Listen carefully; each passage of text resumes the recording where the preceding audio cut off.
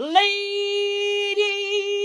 and gentlemen, welcome to the Ariel Helwani Show!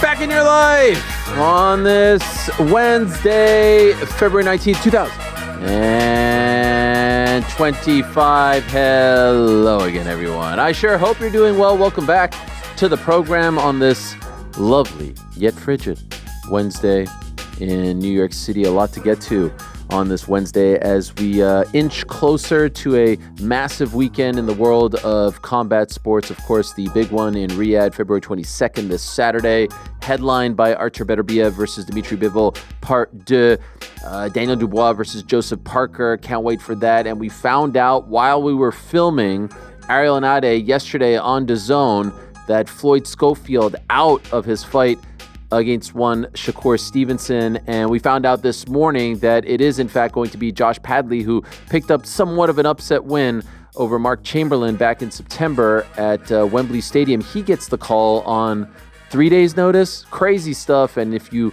want to add to the craziness, you've got Floyd's father insinuating that his son was poisoned in Saudi Arabia and insinuating that it was Shakur's team that did it. All kinds of madness heading into this massive fight card on Saturday. Same time, we've got the UFC finally returning to Seattle. That card has taken all kinds of hits since it was officially announced. And we did find out yesterday evening that Austin Vanderford, yes, the husband of one Paige Van Zandt, the former Bellator title contender, he's making his UFC debut on Saturday. Another very short notice fighter answering the phone, taking the call, so to speak, and what an opportunity for him. Austin's a great guy, very happy for him, and curious to see how he does in his UFC debut in just 3 days' time. There's also a big one championship card tomorrow in Qatar, and we'll be talking about that on today's show. And of course, on Wednesdays, we love to answer your questions. I took a peek this morning, and I have to say there's some really good ones. So arielhelwani.substack.com. We'll get to those in about 90 minutes' time, and I'm looking forward to digging in and answering as many as possible. At around 2 o'clock, we're going to be joined by Caio Borralho, one of the top stars in the UFC's middleweight division, a rising star, very likable fighter to watch, to listen to speak to follow. He is a part of that great Fighting Nerds team, an old school team, if you will. They remind me very much of like old school Team Quest, old school TriStar, old school Jackson Wink. Like they're just a unit. We don't have those factions as much these days, AKA back in the day as well. And he's doing big things. We recently spoke to Carlos Praches after his last win. First time we have Caio, the natural, on the program. He'll join us at 2 o'clock. The one championship bantamweight kickboxing champion, Jonathan Haggerty, is someone who we have been trying to get on the show, and a lot of people have been asking me to have him on the show. He's very popular. He's an English boy, and he's been doing some massive things over in the world of one championship. Not too long ago, he was their Muay Thai and kickboxing champion. Well, just a few months back, he lost his Muay Thai belt. He defends his kickboxing title tomorrow, and he'll be joining us this evening in about 30 minutes' time. And so he has weighed in. He is good to go, and it's very rare to speak to a fighter the night before his fight. Really appreciate him doing this. He's over in Qatar, and honestly, that card is a fantastic one. And so looking forward to speaking to Jonathan Haggerty in about 30 minutes' time. But first, my friends, very excited and happy to say hello to our first guest of the day. It has been quite the journey with this individual. Between myself and him, we've had him on the show many times over the last couple of years, and then in October of 2023, I'm on Twitter, and I see that he has proclaimed that he would never speak to me again, and he would never come on my show again. There it is. I won't be doing any podcasts with Ariel Helwani, and this. Quite frankly, took me by surprise, but around, 2 months or so ago, we were talking about the UFC flyweight division. We were talking about who was next for Alex Pantoja, And I had said that Muhammad Mokaev should be next. Unfortunately, no longer in the UFC. All kinds of, I don't know, speculation surrounding that. And I saw him comment on that, and that was fine. We have always tried to keep, personal feelings aside from reporting and what's right and wrong. I've done this time and again. And then maybe a month or so later, he DM'd me and we talked about his situation. And then just a couple of days ago, I extended an invitation, and I said I thought it would be a great idea if he came on the program, and I would love to have him on the program. And perhaps there's a lesson and a message to be learned in all of this. And so without further ado, let us go all the way to Thailand and say hello to my old friend, Muhammad Mokaev, who is kind enough to join us. There he is. Muhammad, how are you? Salam alaikum, my brother. Wa alaikum. How are you, Ariel? It's good to talk to you. It's good to have you back on the show. Thank you. And it looks like you're in a nice location. I do understand that it's 1 a.m. or so over there in Thailand. So I appreciate you doing this so late in the evening over there, which is where you're training these days. Let's address the elephant in the room, and then we get to your situation. Is that fair? That's fine. Okay, that's good. Yeah. Is there someone there? No. It's in the hotel. Oh, okay. Right now. I'm sleeping in the daytime, so I have more time in the night. That's why it's a bit time difference, so I can speak to my family sometimes. That's why I'm up late. Okay, I understand, and I appreciate it. Why did you tweet that in October of 2023? Because what was going on, I see I saw you post about the Israel thing, and I was supporting Palestine, and I think there was miscommunication between me and you.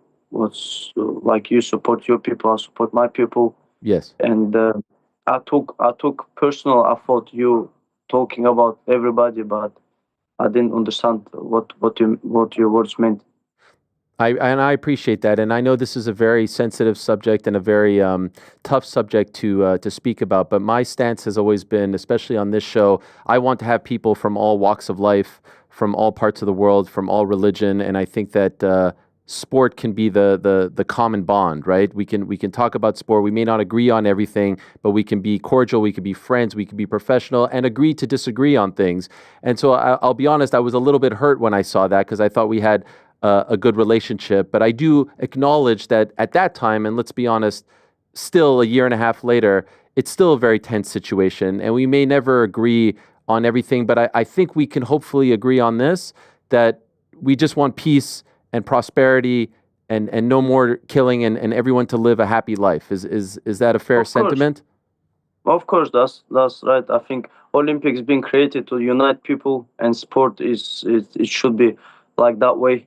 And maybe like 1.5 years ago, I was a little bit taking everything personal, and now I become more mature. Even what I want to say now, I think about it before I say something. Okay, well, I appreciate that. And we can leave it at that because I've always felt that you are a very talented fighter. I remember when your manager, Tim Simpson, reached out to me when he signed you.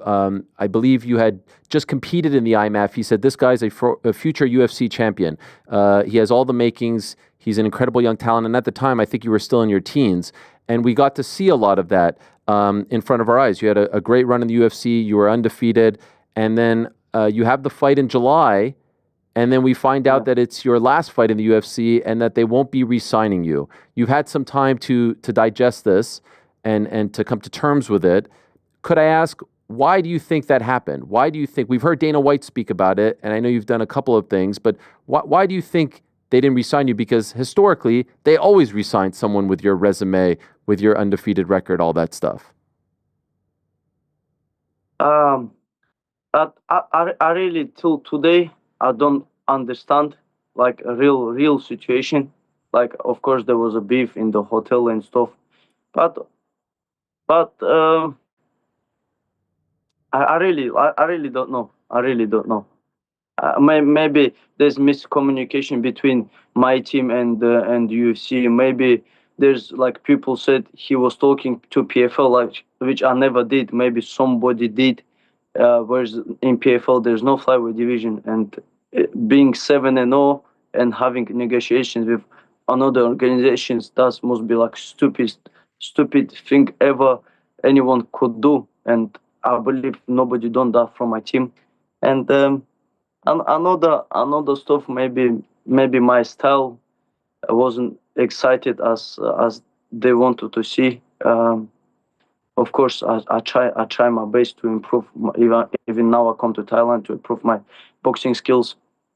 Of course, they want to see highlights, which highlights brings the money for the company, and it's a business for them. Whoever brings the highlights, it's a business for them.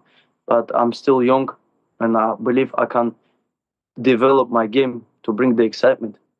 You mentioned the incident in the hotel. What are you referring to? Between Manuel Cape and me, which happened in Vegas, and it's finished in Manchester. Okay.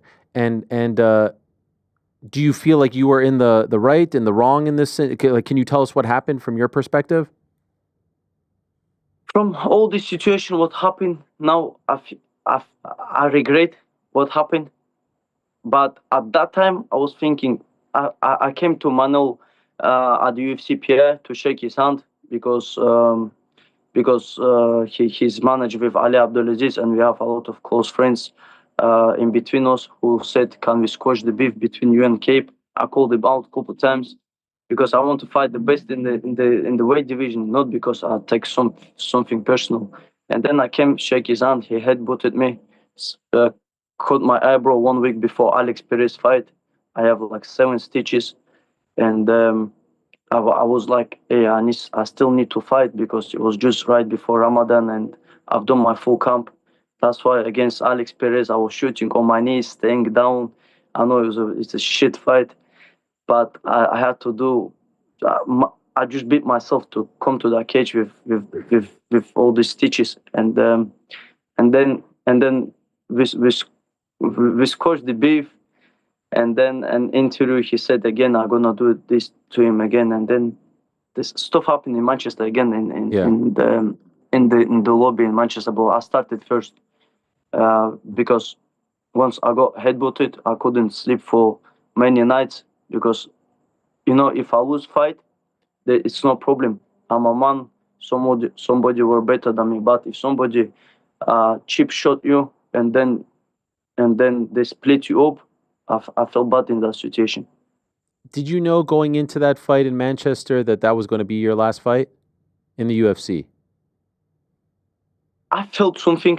That's why in the post-fight interview, I asked for the new contract. I felt I'm on the last fight deal, and I didn't show the performance that UFC wanted. And but fighting against ranked guys and high-level guys like Manel Cape, there's a beef between me and him in the past, but I still respect him as a skills. He's a ex-rising champion, and when two high-level guys coming in front of each other, it's either knockout or it could be boring decision. So it was boring decision in my opinion. Yeah, and maybe there was a lot of expectation going into that fight because of all the heat between you two, and it didn't quite live up to that once you got into the cage and were able to fight each other. That's right. I think that too. Did anyone tell you or your management before the fight, we need something spectacular, we need a finish? If we don't get a finish, if we don't get a highlight, as you say, we may not be interested in re-signing Muhammad? No, something like this. I just knew I was on last fight deal with UFC, but definitely there was no. I didn't think they not gonna resign me. I still thought they give me like warning or something like this, but I just see the news. They didn't resign me. I feel bad in that day. Yeah. Did you find out that night? It was 4 a.m. I was fighting. 7 a.m. was main event, and about half 7, 8 a.m. I found out the news. Post fight interview of Dana White. Right. And how did you react? I was upset. Like, realistically, I was upset. because this is my career. This is something um, I'm going to fight the best in the world organization, and this is dream. And it's not like I'm 32 years old coming to UFC. I was still 23 that night, and I'm thinking, what's next gonna be for me? Dana has insinuated that the matchmaker said that you were difficult to work with. What is he talking about when he says this? I really don't know. Like difficult, which way? 7 fights under 2 years, 4 finishes, never pulled out from the fight, never missed weight. Under 24 months. I think that's what other flyweight have done this. And now I have 4 wins over top 15 ranked opponents. And difficult to work with. What I don't understand. What? So I would imagine when you get the information, when you get the news, in the immediate aftermath, it's like a little bit of a shock because here you are, beginning of your career. You were talking about being the youngest fighter to become champion, breaking John Jones's record. You had big plans, but then in the weeks and months later, because this was back in July, late July, how are you dealing with this news? Because all of a sudden, this dream that you had that was right there of being in the UFC is now very far away. It's out of your grasp. So how has it been for you mentally dealing with this? Of course, it was hard for me, but I came to UK as a refugee, living on £5 a day. So it's not something worse can happen in my life than this is not worst part of my life happened, but it is a bump in my road which made me stronger mentally. I fly straight away to. I was actually after that I went to UFC event. Our teammate Shamil Ghazi was fighting. I was sitting in VIP box in Abu Dhabi with Sheikh Khalid, the Prince of Bahrain, and he told me, where do you want to fight? And there was options like other organization, and there's a Brave which he's owned by, and he said, how much you're getting paid by UFC? Last fight I told him this, and he said, you're getting 3 times more in this organization. Come join Brave, and then wherever they call you, we will let you fight back in UFC. And he always supportive. He said whatever you support you need, you got us, and he's more than like he's a brother to me.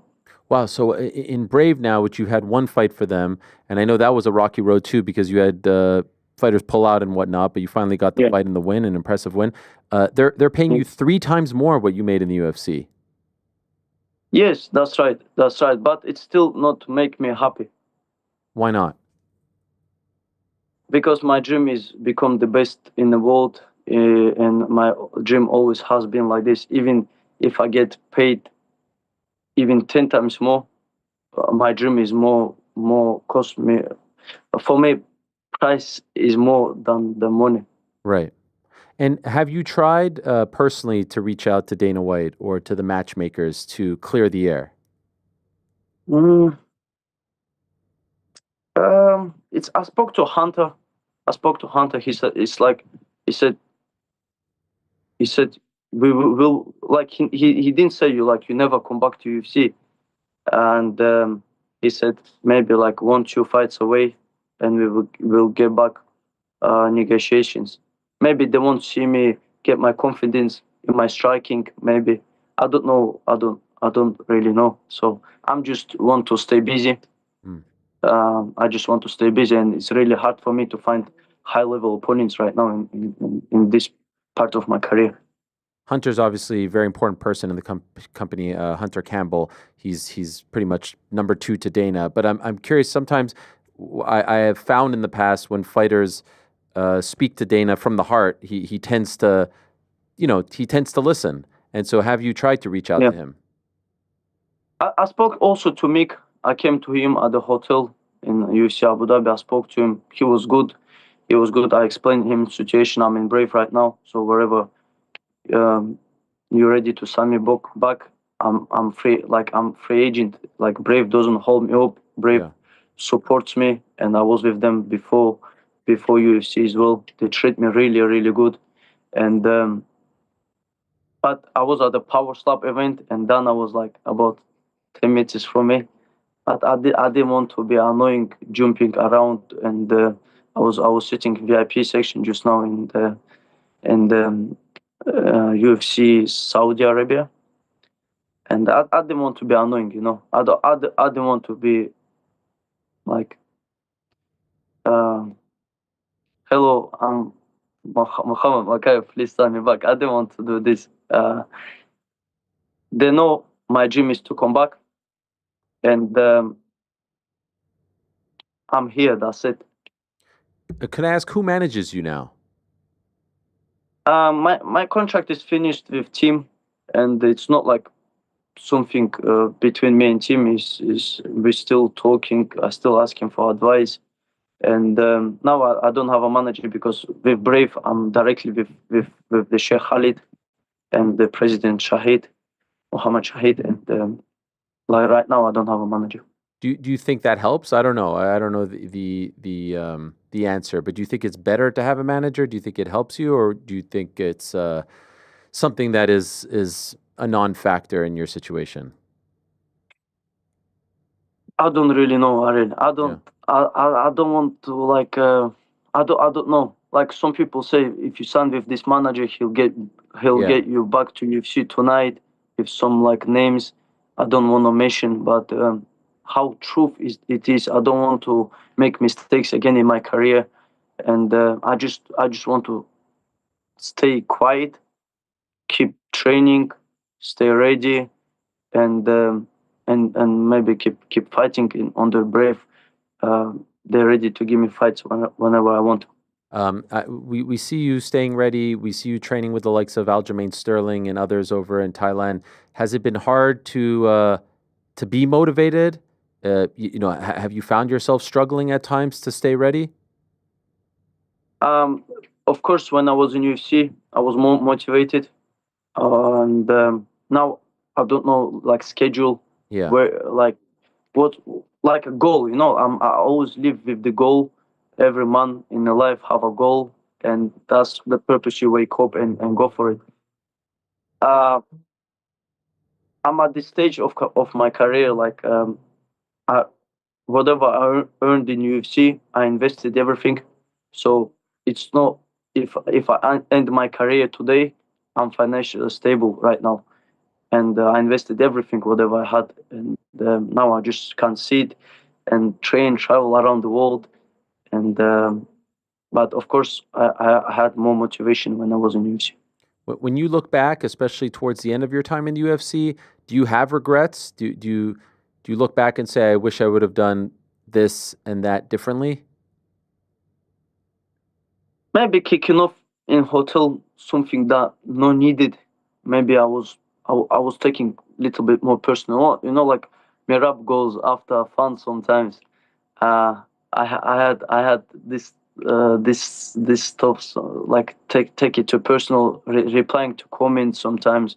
Now I don't do this anymore. Now I just live, enjoy, and I think I learned a lesson. A lot from this situation happened. Not like everything what it's new. See, it's around how my life. I think it changed better way how I look at the world differently right now. Can I specifically how? Like, what? How do you look at the world differently now? Like, even talking to you right now, Muhammad, I have to say, like, you seem a little more mature. You seem, maybe it's late there, so you're a little more reserved, but it does seem like you've grown up. But specifically, how do you look at the world differently now? Now I have a kid, 2.5 years old. I have a family, and now I have to like be careful with stuff what's going on outside, and I'm not kid anymore. Hmm. Where I can't just say sorry, I'm young. Now I'm not young anymore. Now I'm responsible for myself, my family, my circle. I have my team, which also there's young guys who are looking up to me, and and understand that every difficult moment in life just makes you stronger. So when you're in Thailand, there is your son with you? I have a daughter. Excuse me, daughter. Is your daughter there with you? No, they're in Dagestan. They're in Dagestan because I wasn't supposed to come here. I was in Saudi, helping our teammates, and then I fly here just before Ramadan just to stay in shape, and then I will go see them. In most times I'm in the camp without my family. That's because I want to stay focused, and because when the daughter is next to you, Yes. I think it's hard to go and fight somebody. Yes. No, It makes you make your heart weak. I understand that for sure. When you look at the state of the flyweight division, and Pantoja looking for opponents, he's talking about Demetrius. Is that hard for you because in an alternate universe, you're probably fighting him by now? Yeah, and I think I'm only guy who can beat this guy in this division. My style is like, I remember Alex Pantoja before Alex Perez. He said, if he wins this fight, I will fight him. I will defend my belt against him. And then when I beat Alex Perez, he said I wasn't. His win wasn't excited. I'm like, what do you mean? But because I trained with him and I know his style, and I'm only guy who can beat Alex Pantoja right now in this division. We spoke a couple months ago to Kai France, who might be next for him, and he talked about your situation. He said that you were boring, that this is part of the reason why you're not in the UFC. What is your response to that?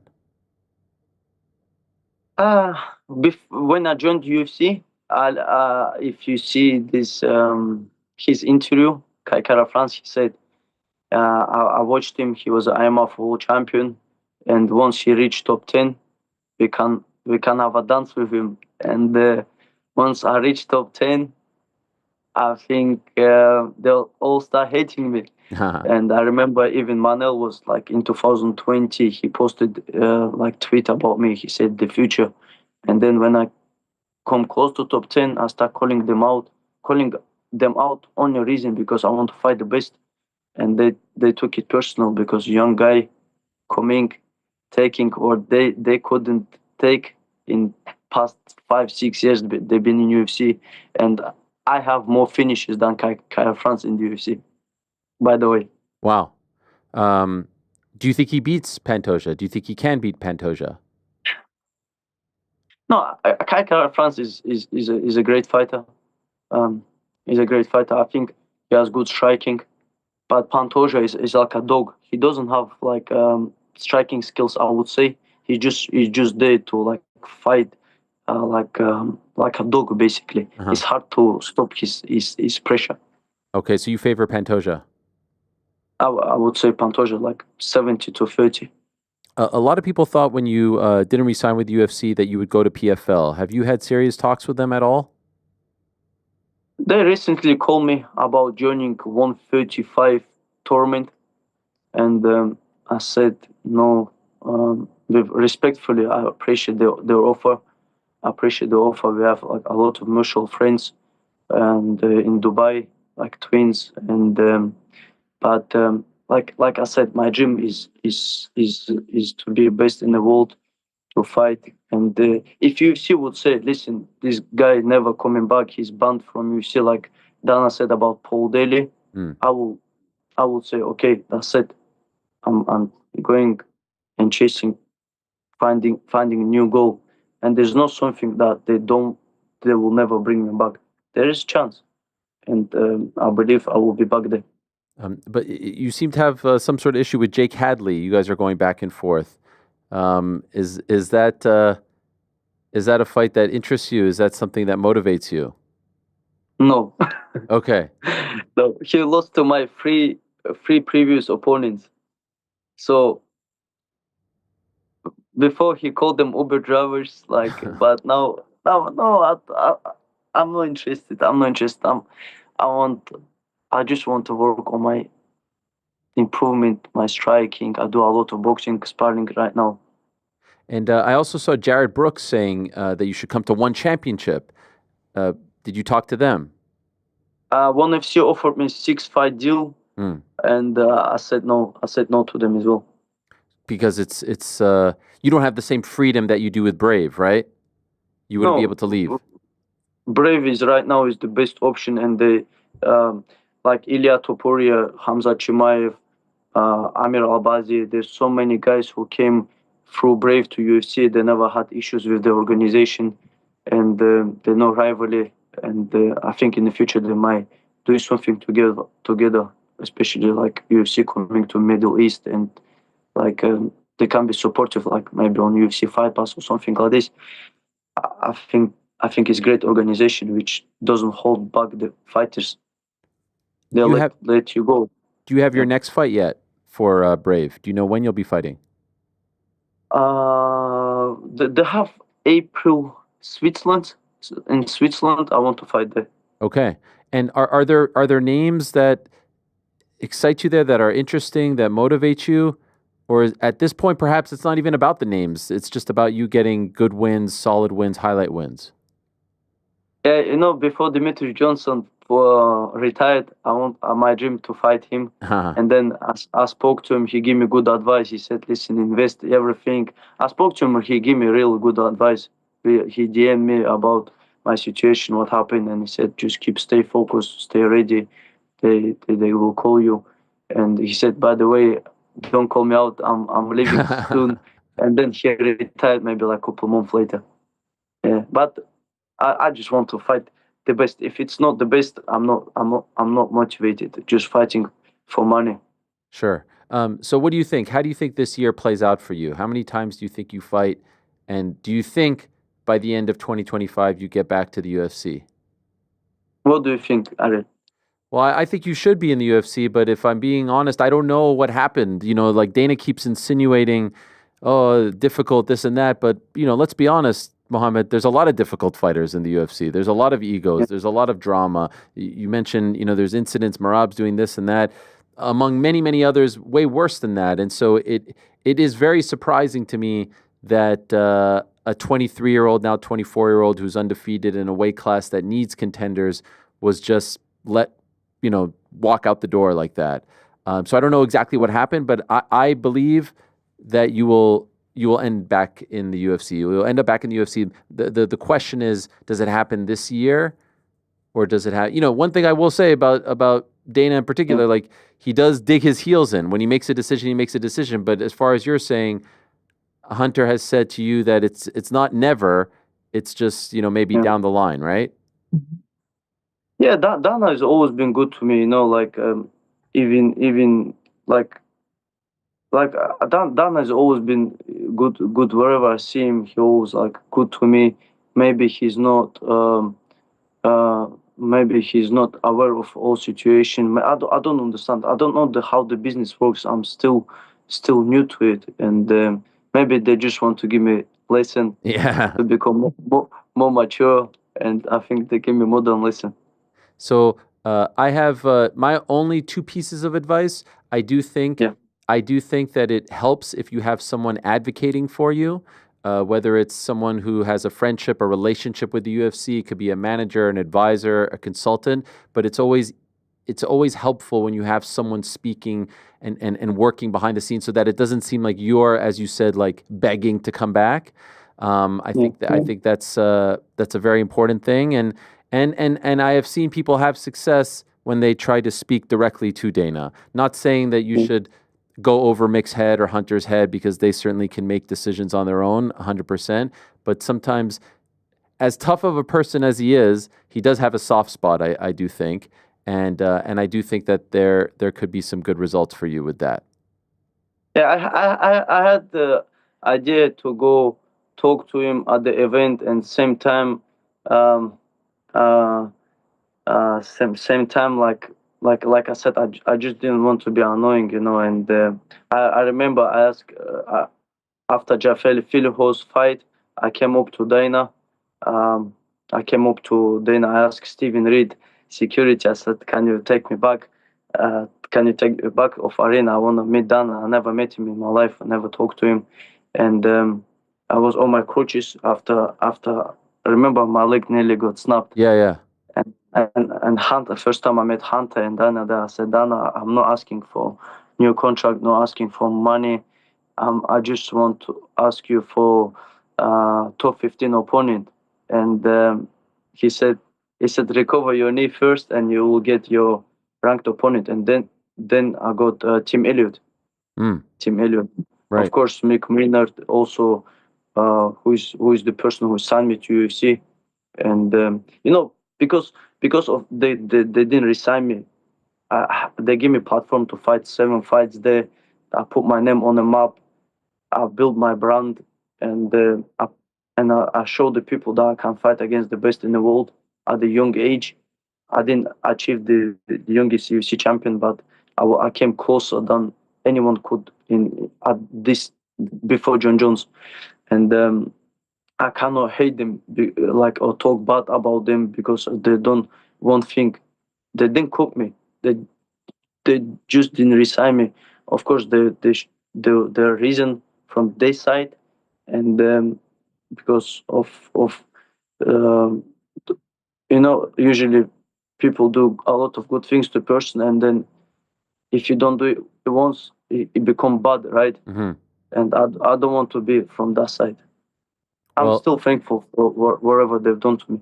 I'm glad to hear that because you should be. They did put you on the map, and you did have a great run there. And you're one of the best fighters at 125 pounds in the world, and you're still so very young in your career. So I do think it's all going to work out for you. And I do suspect we'll see you back in there. That's just my 2 cents. Most importantly, for now, Mohammed, I'm very happy to have you on the show. I appreciate you coming on, and hopefully, maybe I don't know. This could be a symbol for other people that everyone from all walks of life, despite different opinions or beliefs or ideologies, religion, whatever, can be friends, can come together, and can have good conversations. And maybe sport can be the thing that can unite us. Of course, sport always should unite us, and we should stop people to spread the hate. Amen. Thank you, Mohammed. I look forward to talking to you again soon. I wish you luck out there. Thank you so much, Ariel. I appreciate it. Take care. There he is, Muhammad Mokaev, kind enough to join us from Thailand, and really, really happy to have him on the show. That was a great experience, and honestly, he does deserve to be in the UFC. 7-0 between March 2022 to July 2024. Wins over the likes of Manel Cape, Alex Perez, Tim Elliott, and Charles Johnson. He did have that win in Brave. But it is important to note 7 submissions. He had a submission back in December. He is actually third in the UFC for most submission wins in the flyweight division, behind one Demetrius Johnson and Alex Pantoja. And he is joint second with Pantoja for longest winning streak in UFC flyweight history. So it's quite the resume, and he is UFC caliber, if you ask me. And I would love to see him back in the UFC in due time. In a matter of moments, so we'll go from Thailand to Qatar, and then we'll make a left turn and end up in Sao Paulo, where Caio Borralho is going to join us in about 22 minutes' time. But Jonathan, the General Haggerty, is the current one bantamweight kickboxing champion, and he defends his title tomorrow at 171, which you can watch beginning at 9 a.m. Eastern on watch.onefc.com and the One YouTube channel. It's a fantastic card, and he's one of the top fighters competing on the card. We had Rich Franklin on last Wednesday to preview it, and I've wanted to have Jonathan on for quite some time, a rare Muay Thai / kickboxing champion hailing from London, England. Not the norm, but an incredible fighter with a big fight coming up in less than 24 hours' time. He's kind enough to join us. I don't want to keep him waiting too long. Let us go to Qatar and say hello to Jonathan Haggerty. Hello, Jonathan. How are you? How are you, mate? You okay? It's a pleasure to have you here, and there's a part of me that is a little apologetic as well, because I know we've talked in the past about having you on, and I'm riddled with guilt because I know you're fighting in the not too distant future in less than 24 hours, and so I'm sorry to saddle you with one last interview before a big fight on Thursday morning here in the States, Thursday evening in Qatar. But I really do appreciate you coming on. Thank you. That's no problem at all. It's a pleasure to be here, mate. Thank you for having me. Well, you're an incredible fighter. It's a joy to watch you compete, and you have helped put Muay Thai and kickboxing on the map. certainly in one championship. This is a big fight for you because you're defending your kickboxing title coming off the Muay Thai title loss just a few months ago. And so can I ask, less than 24 hours before the fight, how's the confidence? How's the mental? How are you feeling heading into this kickboxing title defense? Yeah, I'm feeling very confident, thank you. Obviously, the loss wasn't so good, but we right all the wrongs, and we're ready to get in there and compete for the to defend the belt. So we're very excited. We've left no stone unturned, and we're up against a great opponent, and it's just exciting to be back under the bright lights again. Is it common, and I will admit, I'm not as well versed in the world of Muay Thai and kickboxing as opposed to mixed martial arts and boxing. Is it common for someone in one to compete in Muay Thai and kickboxing at the same time, or are you a unicorn in this regard? Yeah, so one championship, they have loads of disciplines, and you can fight in all sort of disciplines. So it's amazing. And so which do you prefer most, Muay Thai or kickboxing? So Muay Thai is my first love. I love the elbows. But obviously, I'm the kickboxing world champion now, and I've been working on my craft, and I've been enjoying the journey. So it's been great. It's been fun, and it's just made me a better person as well. Learning two different sports. I understand your father used to be an MMA fighter, John Haggerty Sr., and you've talked about it, you've thought about it, you've dangled the carrot of also going into MMA. Is that on the horizon? Yeah, 100%. I've always wanted to do MMA. So my dad had a gym, and growing up, I was always in the MMA environment. So I've done a little bit here and there, and it's always been on my mind. But obviously, having the big main events, defending the belts, the Muay Thai fights, my mind's obviously been occupied on that. But as soon as one championship are willing to give me the chance, then I'm happy to cross over to MMA. I think it will be great. Do you think it happens this year? I'm hoping so. I am hoping so. That would be tremendous. What's interesting to me is that you are from London, England, and historically, not a lot of Muay Thai fighters come out of England. And so why did you initially choose that path? With the gym, your father having the gym, being an ex-MMA fighter, why did you choose Muay Thai as opposed to MMA off the jump or kickboxing off the jump? I think it was really down to my father. He took me to a Muay Thai gym, Kettle's gym, and then ever since then, I just fell in love with it. I started competing against adults, and I just fell in love with it, like I said. So, and then obviously I got the opportunity to fight for one championship, which I'm very grateful for. And I took the opportunity with both hands, and it's paying off, and I'm enjoying the journey so far.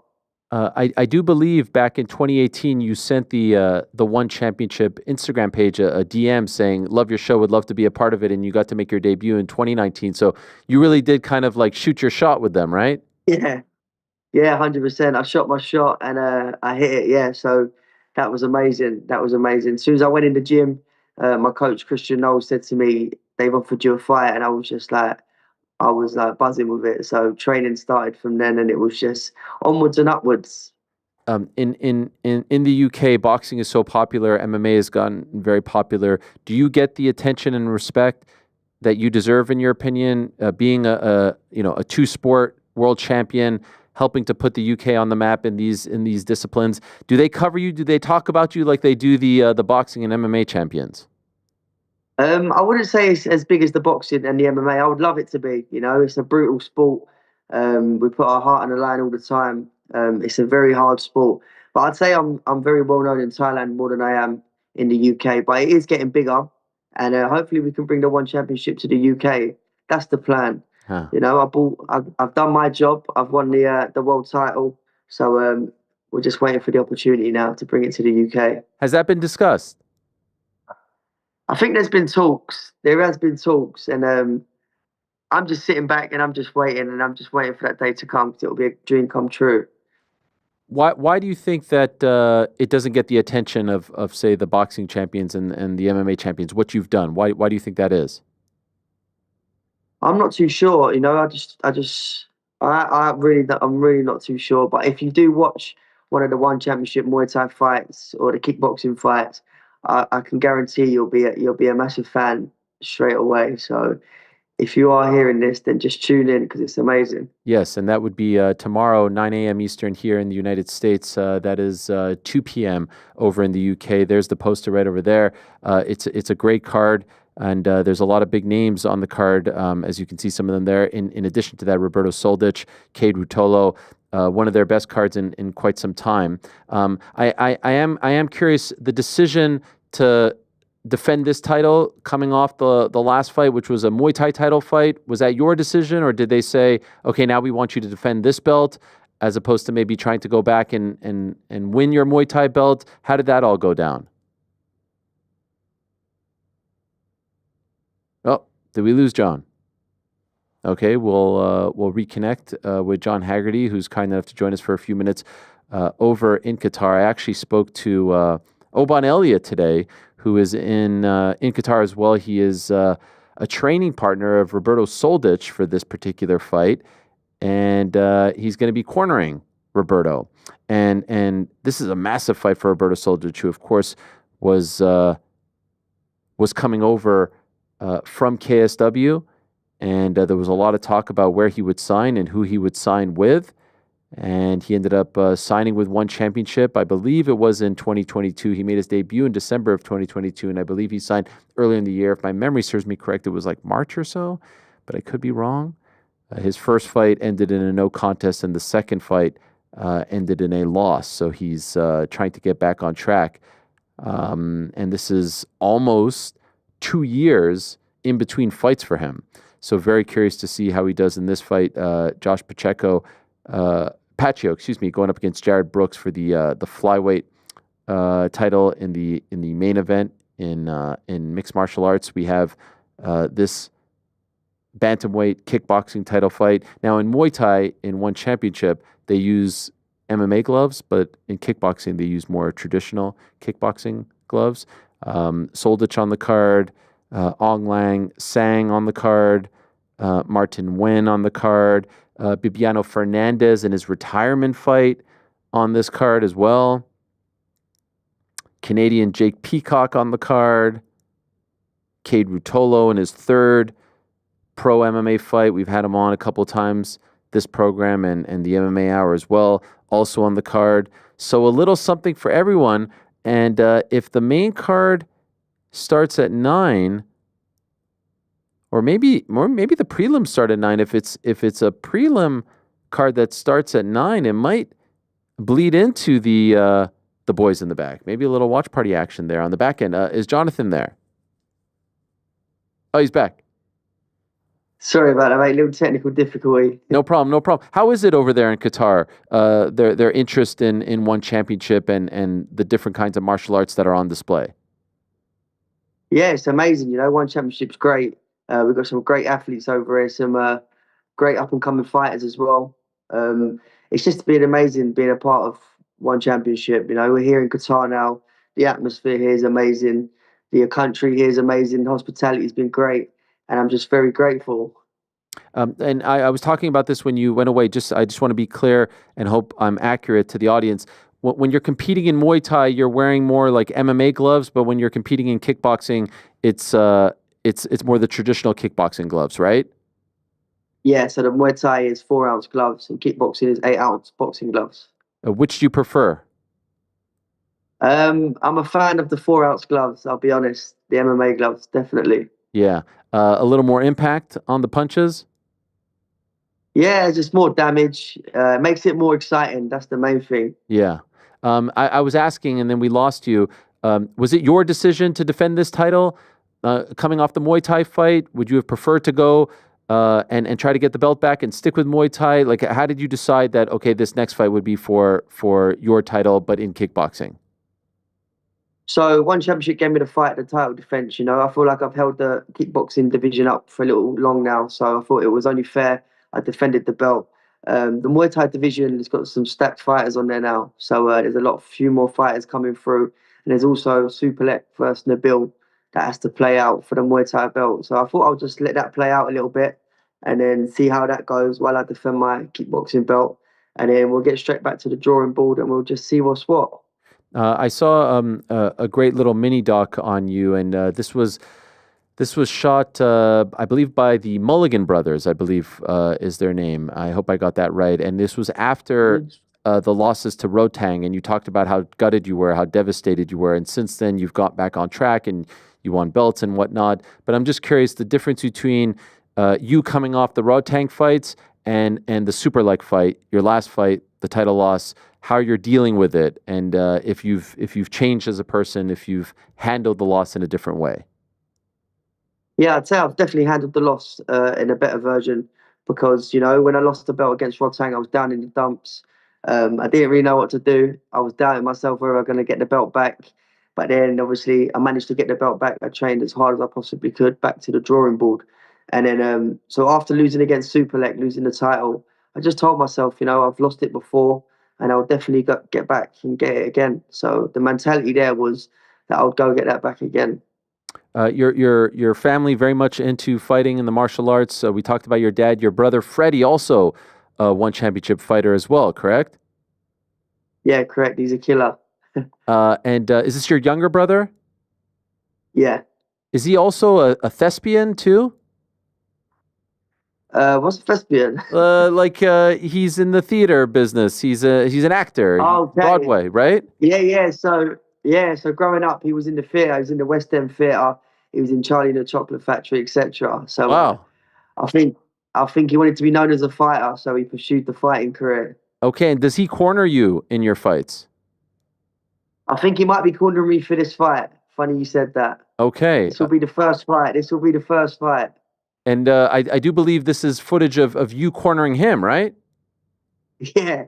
I mean, all cornerman tactics went out the window. It was just pure passion here. I love this. Pure passion. And so why is this the first time that he's cornering you? I mean, I don't have my cornerman Lyndon Knowles here because he's obviously going to be fighting very soon. So he's in training camp at the moment. So we've got young Fred in the corner this time. Oh, I love it. Keeping it in the family. Is your dad in your corner too? Yeah, Dad's in the corner, and we got Christian Knowles as well, my main coach. Wow, look at this. I love this. And I do believe you recently said that your girlfriend has expressed interest in fighting too? Yeah, she's always training beside me, My girlfriend Kenzie, she trains beside me day in, day out. She motivates me. She comes when I'm in fight camp, she's in fight camp. She's not a fighter, but she's a grafter. She trains really hard. She's by my side all the time. But yeah, she wants to have a fight, so I'll support her in that. I'm not sure if I'm going to enjoy watching her fight, but if she wants to do it, then go ahead. Let's see how it goes. That's a tremendous photo there. Your outfit is great. The gold there, is that what you're wearing for tomorrow's fight? Yeah, that's what I'm wearing tomorrow. Championship colors. I love it. Thank you. I love it. I've also heard you talk about just the nerves in that same that mini doc that I watched on you. You talked about, and you described it so well, the nerves before the fight, waking up, sometimes like losing your speech because you're so nervous, getting to the arena, the smells, the walkout, things like that. Now that you're, a few more years in, and we're speaking to you the night before, I believe it's 9:53 p.m. over in Qatar now. Are the nerves the same? Does that ever go away? The nerves have got better, as I've got a little bit more experience. The nerves have got better. Obviously, taking out names, the likes of Nongo, fighting against the best in the world, competing against the best in the world. I've got a little bit more confidence in myself and my ability. So confidence is there, but there's always a little bit of nerves. I feel like the last fight was Superlek. I was a little bit too eager backroom. I feel like I was warming up 2 hours before the fight, which, my coach was telling me, just relax. And I was just like, I'm ready to go. So this fight week's been a little bit different. I've been calming myself down a little bit and then just waiting to unleash when the bell goes. Okay. Instead of fight week being angry all fight week, I'll just do it when I'm in the cage. I got to be honest, I can't envision you as an angry person. You don't seem like you have an angry bone in your body. I mean, fight week, sort of, you get that switch. You see all the fighters around you. There's loads of animosity, It's the fighter's hotel, and you're just locked in and you're ready to go. So something just switches. Yeah, and that's why I appreciate it, because I know the night before, like typically, what are you doing at this hour the night before your fight? How are you spending the time after you've weighed in successfully? Obviously, I had a bit of dinner. I would probably be just chilling now in bed, watching a vlog or something on YouTube. So we're all good. I'd rather be here though with you, mate. All right. Well, I appreciate that, and I also know that you are. I believe you're a Chelsea supporter, but did you grow up around, or did you fight in? Am I correct? You know, I'm still learning. Bolton. Did you compete in the Bolton Stadium, or am I crazy? Yeah. I competed in the Bolton football stadium, but I grew up around the Millwall area, so Yeah. I used to go to the Millwall football games. But yeah, I am a Chelsea fan. That's correct. So, what would be the dream location if you get to come back now as a superstar and fight in the UK? What's the dream venue? You know, it's a hard one because I used to grow up going to Millwall, and it's literally right on my doorstep. But I feel like it's got to be Stamford Bridge. Oh, wow, where Chelsea plays. Yeah, I thought you were going to say the City Ground, but I guess you have no connection to Nottingham Forest. That's my club right here, as you can see, proudly. No connection there. No, nothing. I mean, I guess I really did think you would say Wembley. Isn't Wembley the dream? Well, yeah, 100%. That's the biggest, and that's the one that everybody wants to fight and compete on. So that will be the dream. Yeah, and I've seen Chatri talk about potentially trying to bring you to Wembley, which would be incredible for not only yourself but one championship as well. Do you foresee a day where you just pick one discipline, where you just stick to either kickboxing, Muay Thai, or maybe even MMA as we discussed, or do you like the idea of switching? I mean, the final goal is MMA. If I'm totally honest, Wow. full-time MMA. So we'll see how these few years play out, and then hopefully you'll see me as the MMA world champion. I love that. I absolutely love that. And when you say the final goal, you're just 28, so you still have some time. Are you actively training? Are you doing Are you doing jiu-jitsu? Are you doing wrestling? Or is that a mistake until you actually have a fight and decide to make the switch? So I was doing a few bits of MMA training, obviously down my dad's gym, but I've been so occupied now and so busy with the defending the belts, and it's just completely gone off my mind now. So once this fight's over, we'll go back to the drawing board and we'll start training some MMA again, and we'll see what happens. In one and maybe in the circles that you run into, certainly here in America it's the case, but I'm wondering if it's the same over there. Do the MMA fighters make more than the Muay Thai and kickboxing guys, or because of the way one is structured, is it a lot more equal? I think the MMA fighters probably are earning a lot more money than the Muay Thai fighters, but I'm not too sure on that if I'm quite honest. So maybe I'll have to check. Yeah. Okay. Well, we could look into that. Obviously, MMA on a worldwide stage, I would say probably a little bit more popular as we discussed. So I Yeah, can see that being 100%. the case. I saw actually, I think it was yesterday, DJ Demetrius Johnson sat down with you, posted an interview that I think you guys shot a few weeks back when he was in Thailand. Did you get a chance to train with him over there in Thailand? I actually didn't, and I was a little bit gutted because I see you went down to Rotang's gym and done some training with him. I would have Damn. loved to have done some. I would have loved to have done some training, but maybe next time. Did you get to pick his brain at all? I mean, that's one of the greatest martial artists of all time. Did he tell you Yeah, anything off camera? nah, nothing. We just had a great chat on the podcast. I remember watching him just sitting on the sofa with my dad at like 6 a.m. as a young kid, watching him fight. So it was just an honor, a true honor, to be next to him on his podcast. If someone has never seen Jonathan Haggerty fight, who would you equate your fighting style to?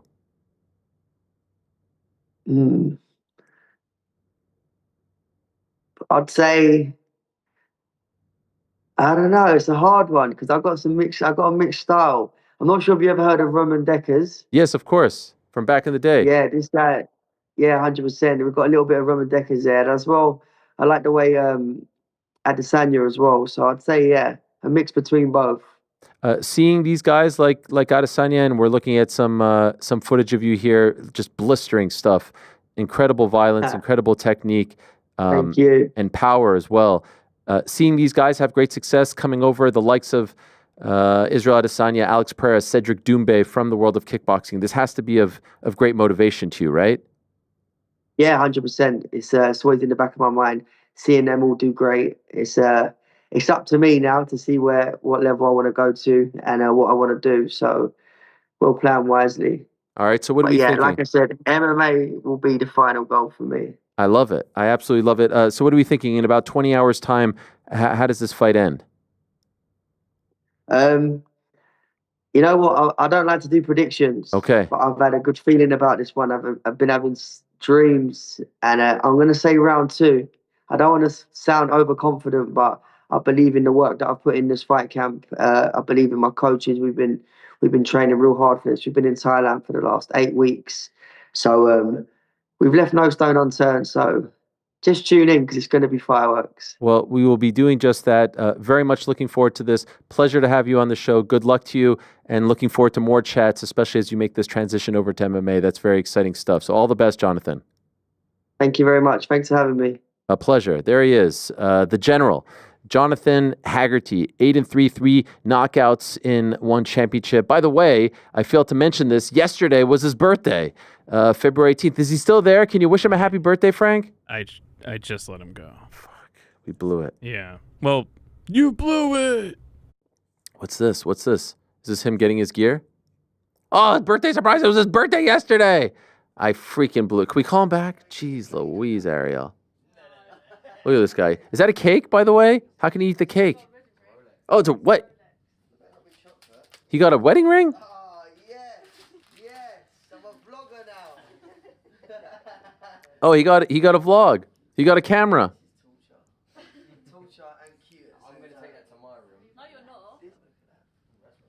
Look at this. Oh, he's got the chocolate. Yep. Jonathan, happy. I mean, I feel like such an asshole now. Can I call him real quick? No. Don't call him? Oh, on your telephone? Sure. I'm going to call him real quick. I mean, it was like the first thing on my list. Could you believe that? Da-da. I mean, it's just kind of rude, I think. Aren't you the one that says, though, like, if you don't say by 10 a.m., it doesn't even matter? Oh, you're right. You went the whole interview, didn't even mention it. I didn't even mention it. Let's see if he picks up. Oh, here he is. Yep, it's ringing. Can you guys hear that? Loud and clear. Do you think he picks up? Oh, hey, John. Hello? Hey, Jonathan, we're still on the show. I just wanted to say I feel like an asshole. I didn't wish you a happy birthday. So belated happy birthday. That's okay, mate. No worries. Thank you very much. Okay, you're the man. Talk to you soon, Jonathan. Appreciate it, mate. No worries. See you, bro. Bye-bye. See, there you go. We did it. Thanks for doing that. That was Yeah, really you know good. what? This is a feel-good show today, and I feel much better about that. Do you guys feel better? Absolutely. Yeah. Again, you represent all of us. So when you do something like that, it reflects Well, on I thought maybe when you said goodbye to him, you would have wished him a happy Yeah. birthday. I didn't know it was his birthday. Oh, all right. That's fun stuff. I'm looking forward to the One Championship watch party tomorrow. You guys doing that? Yeah? Yes, sir. Soldich, Haggerty. It's going to be a good one. Bibiano, Cade. The list goes on and on. Again, you can watch it tomorrow beginning at 9 a.m. Eastern. That's watch.onefc.com and the One YouTube channel. 2 title fights on that card. There you go, over in Qatar. All right, looking forward to talking to our next guest. He has become one of the rising stars in the UFC, specifically the UFC middleweight division. Oh my God, this guy I think might be 1 win away from fighting for the belt. And he's coming off a win over Jared Cannonier. There's been some talk, maybe Nassourdine Imavov fight. He is one of the faces of the Fighting Nerds squad, which a lot of people thought was the team of the year in 2024. He is Caio Borralho, a.k.a. The Natural, and he's kind enough to join us from all the way in Sao Paulo. Hello, Caio. How are you, my friend? Bom dia. Boa tarde. What's up, guys? Boa tarde. Yes, boa tarde. You said my name so good, man, because everybody says Borralho. You said Borralho the right way, brother. Thank you for that. Thank you. And it's a real pleasure to have you on. You've been doing incredible things in your career and in the UFC.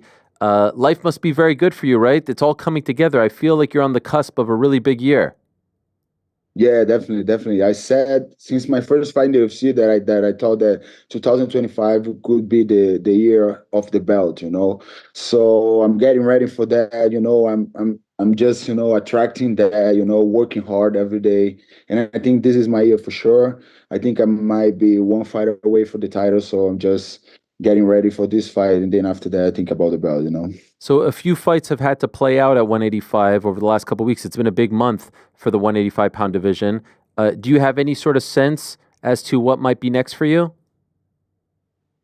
Actually, you know, I think there's only two options now left for me into the division. You know, I think it's all the Robert Whittaker fight or Imavov's fight. You know, I think it's just the two guys that I have now to face. Imavov is, I think, 5 or 6 victories, straight victories. You know, and Whittaker, I think he's coming off a loss on Hamza, you know. So I think the only two guys to fight is these two, and I think Imavov is a better fight for me, you know, because he's the only guy who is with me running to the title, you know. So I think it makes sense for both of us to face each other and see who's the next one, you know. So if it was up to you, you would prefer Imavov. Yeah, I would prefer him evolve if we talk about, you know, the belt and all that, you know. But stylistically, I think me and Whitaker we could do a way better fight than me and him evolve, you know. Were you surprised that Imavov beat Izzy? No, not surprised at all, you know. I think Imavov is a very tough guy. He's very well rounded and all that. But I was surprised how fast he was, you know, like in the beginning of the second round and all that. And Easy was doing good in the first round. So the way that happened it may be surprising me, but not the victory, you know. I know Imavov is a tough guy and young, you know, and all that. What about Jared Cannonier, who you have a win over back in August of last year? He came off a nice win over Gregory Rodriguez this past weekend. Were you surprised that he was able to do that? No, I wasn't surprised. Actually, on my YouTube channel, I do some fight analysis and all that, and I said that this fight will definitely go for KO. It can be both guys, you know, but I thought that Jared could get it, you know, because he's more used to 5 rounds and all that. You know, RoboCop is very, very good, but I think he didn't adjust well to the to 5 rounds, you know. So I think Jared was going to do what he did, you know, going into the fight slowly and getting bigger and bigger inside the fight, and he did it. You know, he's a tough opponent, high level guy, and look forward to see what's next for him. Okay, so I keep asking you about middleweight guys, but I want to put a pin in the middleweight discussion in a moment, and I want to learn more about you because you are such an interesting person. First of all, your English is fantastic, and I understand this isn't like a new thing for you. You've been speaking and learning English for a very long time, right? Yes, yes. See, Since I how did old? some English school when I was young, you know, when I was in elementary school and all that. I did some English school until I was, I think, like 12 or 13, you know. And then I got into the first time to the America. I went in 2021 to do some photo shooting and all that to my contender series. And then that is where I realized like, oh, I can speak English, you know. So since then I'm improving a little bit better. When you did the photo shoot for Contender Series, that was your first time in America, right? Yeah, my first time. First Wow. time in America. Your first time in America was Las Vegas. Yes, What Las was that Vegas. like? I love the city, you know. It's my dream city. It's the city that I fulfill my dream, you know, to go into the UFC. Because I come from northeast Brazil and a place named Maranhão, you know, and then I had to move to São Paulo for like 11 years ago and then pursue a dream to go into the UFC. And then I only got to the UFC like 7 years after, you Wow. know, so it's been a long road for me, you know. Was there ever a point where you thought you wouldn't get to the UFC, where the dream wouldn't get realized? No, no, no. Actually, maybe you know, like I had big injuries on my shoulder and my knee. You know, I have like 3 surgeries on my left shoulder and 2 surgeries on my left knee. You know, Wow. so definitely was some down positions. You know, that you come to yourself and you ask yourself like, what if? You know, like, do you think it's gonna happen? Do you think it's gonna work out? You know, but I was just focusing on developing myself as a human being too, and then getting better day by day and think about, day by day. And then I got into the UFC, but I never stopped believing, I never stopped believing. When was your last shoulder surgery and when was your last knee surgery?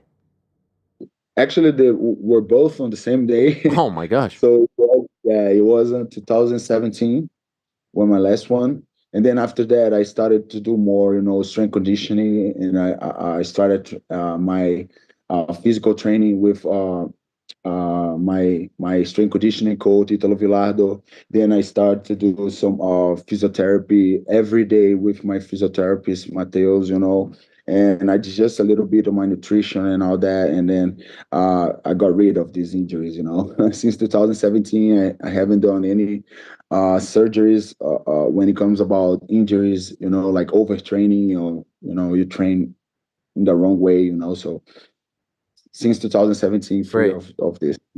Of the many things that I find interesting about you is that your first introduction to martial arts was judo, right?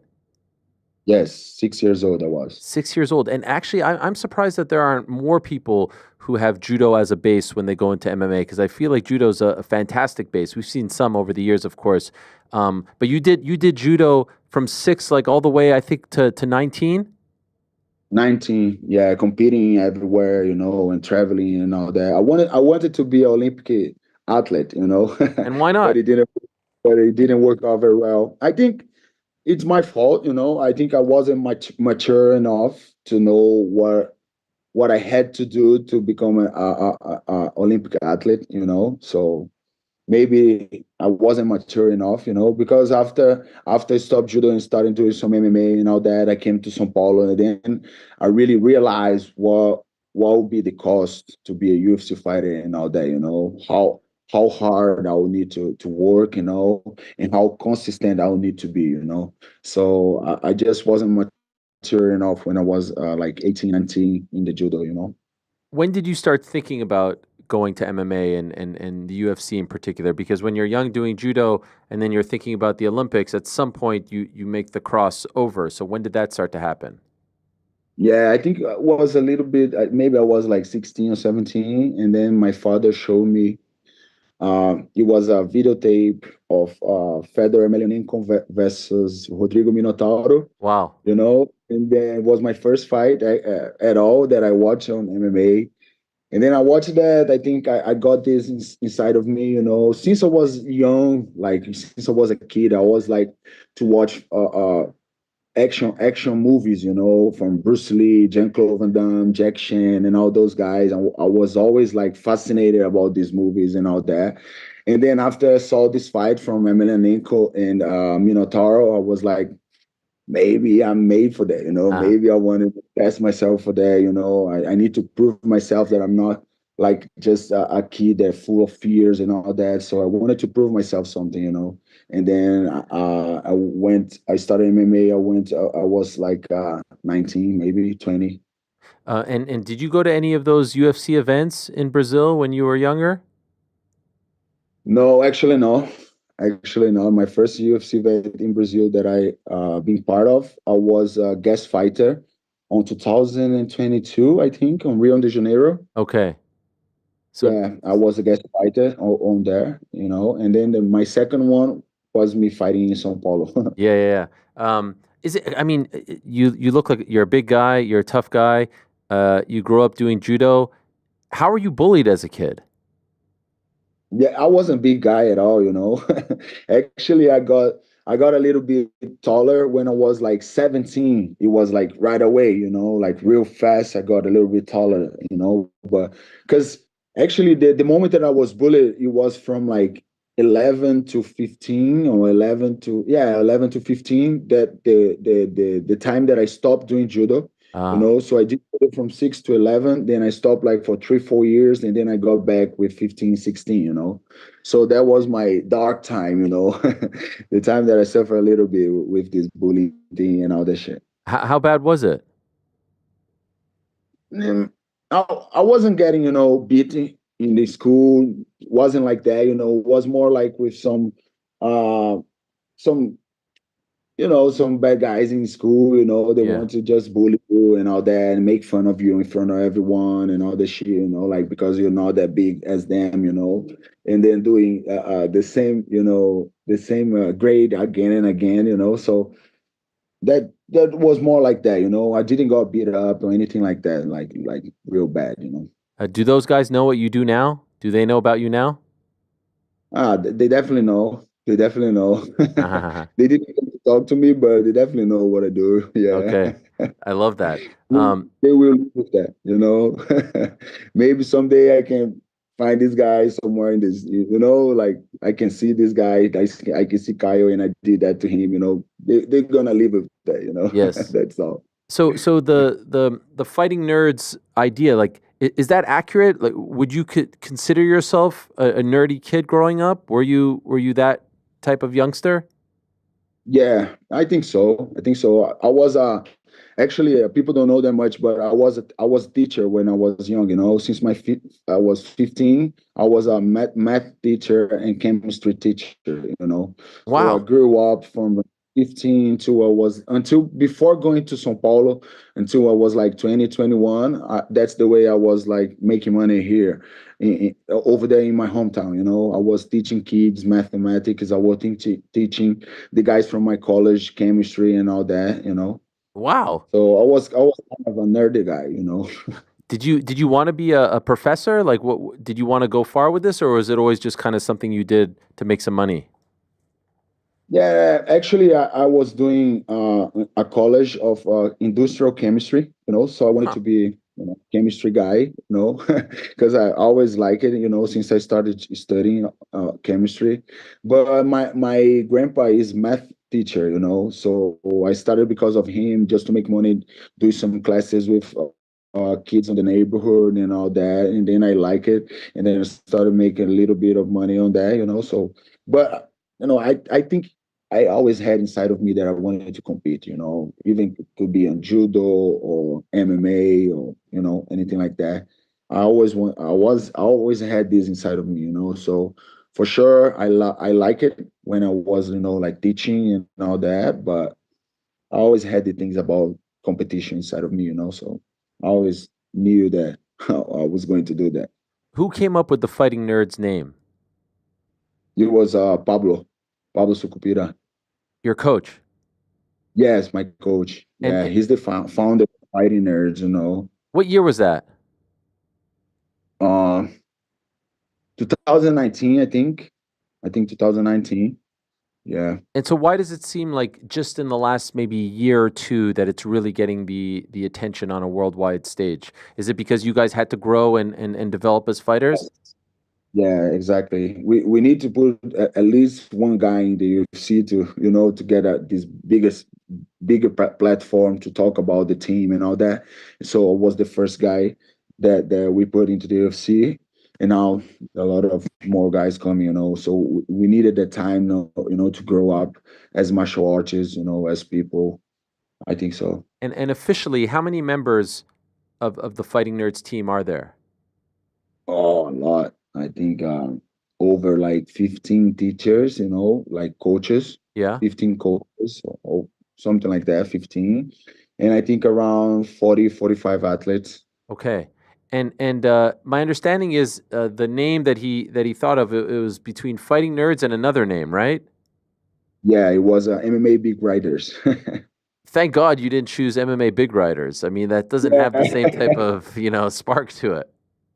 Exactly. I think Fighting Nerds is a genius name, It's just two things that are opposite reuniting together, Fighting, you never think about a nerd guy when it comes about fighting, And there's the nerd. They never think about fighting when you see a nerd guy, So these It's two brilliant. words that complete together, I think it was a brilliant idea from Pablo.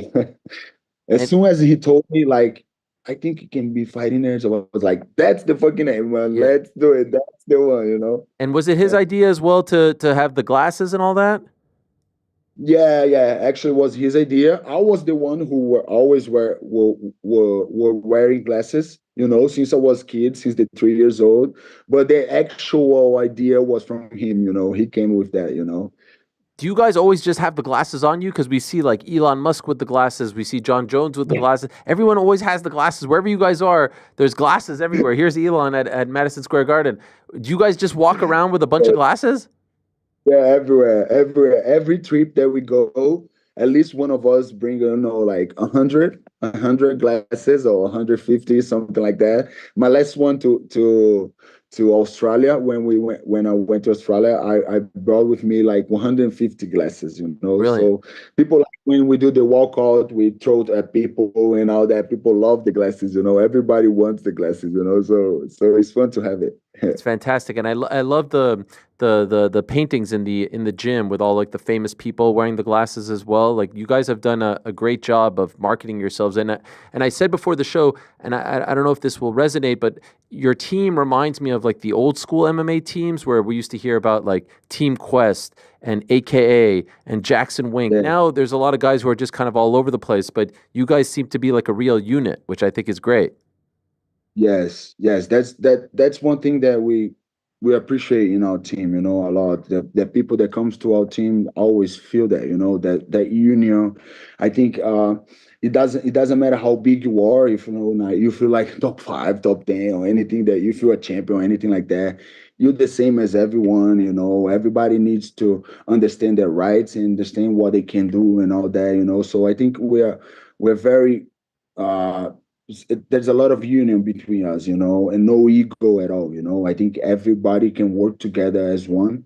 I think this is one of the most beautiful things in the sport, that we can have like a team of 12 people working together and there's no ego on it. I think this is something that we really appreciate on our team. Now, I do have to say, we have had Carlos Praches on the show as well. He doesn't strike me as much of a nerd, Carlos. Is he? Yeah, not that much. He's Yeah. not. He's a nerd of fighting, like Okay. this guy studies a lot, he's always tried to perfect his moves and all that, I think he speaks English and all that shit, so I think he's a nerd of fighting. Okay, and does he smoke around the gym as well? Like, we keep hearing about him smoking packs. Is he? Yeah. Yeah, when he get out of training, we're going to lunch together. He always, he smoke one, and then when he comes back, he smoke another one. He likes. Does he influence you? Does he make you want to smoke too?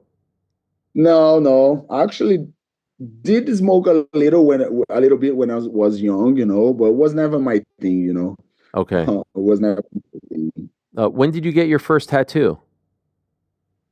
My first tattoo, I think I was like 18 years old. My grandma was with me. It was this one on my chest. Okay. It's judo.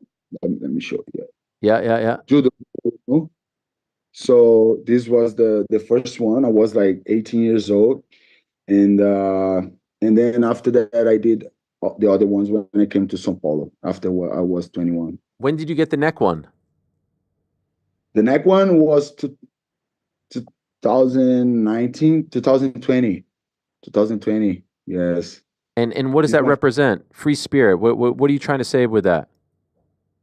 Yeah, there's a bunch of things actually. I with the injuries that I had in my career, I had some time that I was anxious, that was the time that was asking me like if it was going to work or not, so I was really anxious, have some anxiety crises, out of breath, and all that shit, Yeah. And then there was a song that was the only song that used to calm me down, and the name of the song was Free Spirit.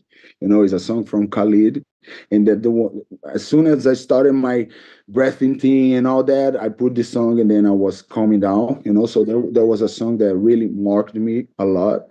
And I always believed that I was going to be in the UFC, so I wanted to pass some message with this too, so being free spirit is doing what you need to do, being disciplined and all that. And I think you need to be yourself, because nowadays people always want to be like the other guy on the Instagram and the other guy or the spam of people and all that, and they forget to be themselves, so you're never gonna be a free spirit in this world if you want to be other person. I Just love need that. to be yourself, be disciplined. The true freedom is when you do what you need to do. You're not a slave of what you want. you do what you set up that you're gonna do, and this is the meanings, you know. That's brilliant. I love that. How much did it hurt to get it on the neck, though? You fucking hurt a Oh lot, my Ariel. God, jeez Louise.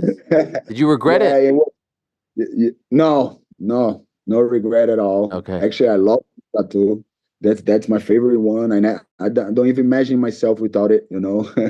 So I love this one. And my tattoo artist is a nice guy. He spent like just 1 hour on it, you know. So it was actually pretty fast and 1 very hour. hurt That's a it. lot. Wow. Yeah, just 1 hour. It must have Yeah. felt like 10 hours in the moment, right? Yeah, I felt like an entire day, you Yeah. know. When we done with the tattoo, I just screamed so loud, you know. It seems that was, you know, just wanna fight, you know. It was the same like feeling. We saw you out in Sydney with Sean Strickland before the fight. How did you develop a relationship with him? So Sean actually is a crazy story because when I fought in the contender series, yeah, nice training session this one. Yes. So when I fought in the contender series, I fought Aaron Jeffrey. And Strickland was the one helping Aaron Jeffrey in his training camp. So when it came to the fight into the contender series, I won the fight. But Strickland spent the whole fucking fight screaming like crazy over there. And then when the fight stopped, I came like that and said, "Who's the fucking middleweight that is screaming the whole fight? You're so." You know, it's so bad, man. And then we had this back and forth between us, and he was like, "Let's fight in the parking lot," and was like, "Man, I don't fight for free. Fuck you." You know, I was actually was the first thing that we said to each other was that. And then after that, he invited me to train, and then I was like, this guy wants to pick up a lot of guys from the gym, wants to beat me up. You know, I'm not going to train with this guy. You know, so I was thinking about that. And then after I went to train over there before my first fight in the UFC, and then I was in the extreme, and he was the nicest guy. You know, we trained together. We, you know, tried to kill each other in the training, but he was the nicest guy, very true, you know, very honorable, you know, and then we kind of started to develop our relationship, you know. And then after that, I think I went back to extreme like 5, 7, 10 times more. And we were always training and developing. And actually all the extreme guys and Strickland, Curtis and all that, they're like, you know, big brothers to me, you know. Every time that I was in town, even not being part of their team and all that, they separate the octagon for me. If I have a fight schedule, they always, you know, put me in the group so I can know all the training times and all that. So they're really nice, solid guys. I love those guys, you know. So really nice guys. So that's how we start to develop our relationship, you know. So after being with him and training with him leading up to that fight, and then you saw how the fight played out, were you surprised?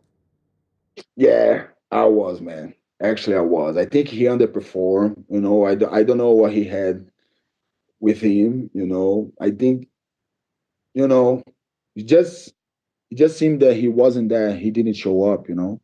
And I was a little bit intrigued by that. It's a surprise for sure, because I thought he was very well prepared. We did a good training session on Monday. We did a good training session on Tuesday. We did five round sparring actually on Tuesday, and he was looking good. He was there. He was flowing. You know, his weight was good. His weight was smooth. You know, I didn't know what happened. You know, he just underperformed. But on the other side, we need to congratulate Dricus too. You know, because I think he did some adjustments inside this fight if you compare with the first fight, and I think he did very good. So do you think that that fight was more about what Dricus did or what Sean didn't do? Both. Yeah. I think both. Yeah, 50-50 both, you know. Have you We talked to him cannot since? No, I didn't talk to him Okay. actually.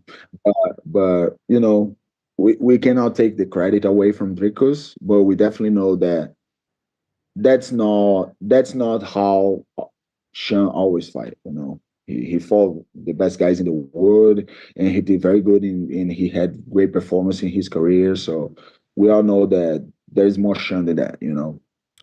Dricus slowly but surely is approaching Anderson Silva territory. 9 wins in a row. He just tied Chris Weidman. Soon there's Izzy and then Anderson. Is he surprising you? Did you think that he had this in him? No, actually, I'm very surprised. Actually, every time that Dricus fought, I was thinking the other guy was going to win. Wow. Every time, like Dorian Brunson, because he's so strange. He's so awkward. He misses a lot. He has a lot of mistakes on his game and all that, but he makes it work. This is the crazy thing. This guy make it work. 9 wins, 9 straight wins. He's the world champion, so he deserves all the credit. He deserves hats off all the time. That's the kind of guy that I want to test myself against. What do you think people aren't doing against him that you would do against him? I think people aren't controlling the distance, or if they are controlling the distance, they get tired of doing that, and then they stop controlling, and then they get knocked out. Like there was a few people that was actually pissing him apart on the striking. Darren and Brunson a little bit. Adesanya, and then they stopped to control the distance because they got tired of being. When you fight Dricus, you need to be in this fight for the 5 rounds. You cannot uh, get a lack of concentration. You cannot get away of the focus. You need to be focused for the 5 rounds, in the intervals too, and in the rounds too. So I think those guys, they get tired of being in the fight all the time, and then in 2 3 rounds they get tired, and then they stop controlling the distance, and that's when Dricus is getting bigger and bigger inside the field. He managed to do different. It's definitely I can focus for 5 rounds. We can see how we did that with Cannonier, very dangerous guy. I think I can be focused for 5 rounds, and I think I can control the distance as much as I want. And then he gets tired, and then I start to piss him apart. That's my game plan. I appreciate it. I appreciate the analysis and the game plan. It does appear as though Khamzat is next for him. How do you see that one playing out? Who do you think wins? Maybe I think Hamza. I think Hamza wins. But every time that I doubt Dricus, he won. So I don't know. I don't know what to say about this guy anymore. I think he's very awkward and all that, but he makes it works. And who knows if he's gonna make it works against Hamza? I think Hamza wrestling is on another level, but I think that Dricus is not that uncomfortable. Grappling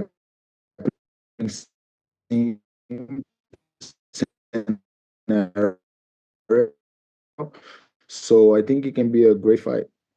And so you broke up a little bit, but you yes. Did we lose you? Do you see me? Yeah, I think so. No, I see you. I see you. Okay. Did you guys? I missed just a little bit there.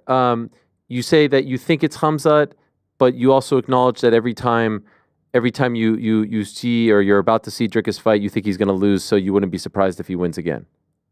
Yes, exactly. Because Hamza wrestling is so good, but that's not an area of the fight that I think Dricus is uncomfortable. I think he's comfortable with the grappling scenario too. So who knows if this guy is gonna make work against Hamza too? Who knows? But I think it can be an interesting fight. Yeah. Because you are so close to fighting for the belt, do you have a preference who wins? Like, would you like to be the first guy to beat Dricus as champion, or would beating Khamzat be of greater interest to you? No, I think I prefer to face Dricus. Like Hamza is a hell of a competitor and all that, but actually I know I can beat him too. But he's a kind of a friend of mine, not that close friend, because we train together. I help him with his fight against Nate Diaz. That was supposed to happen against Nate Diaz. So I was there in Sweden, and then we fly to Vegas to finish his training camp and all that. So I was there helping him. So I approached it a little bit from him, when I was father, my son was born, he came to me and said congratulations and all that. So that was kind of our friendship that we have.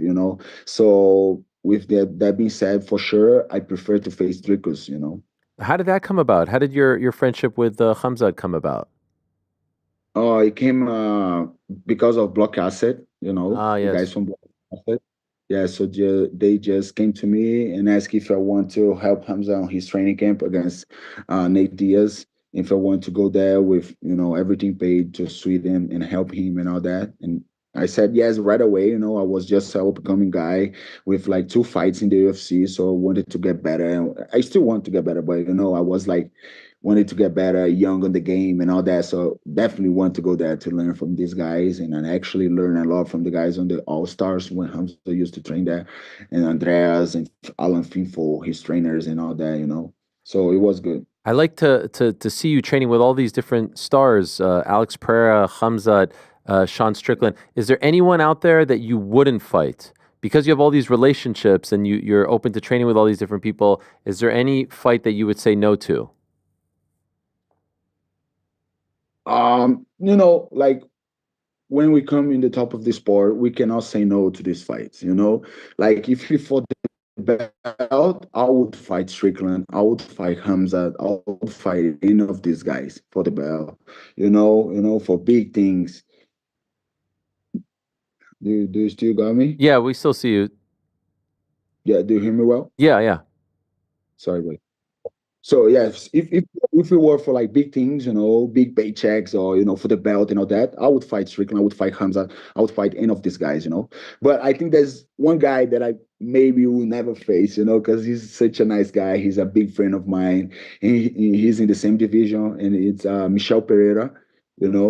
I don't want to fight against him. I think our path almost crossed. Because he was doing good, and then he lost 2900s and all that.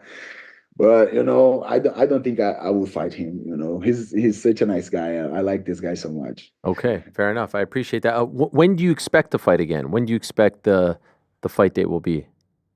So I want to fight as soon as possible. Maybe the April card, or May.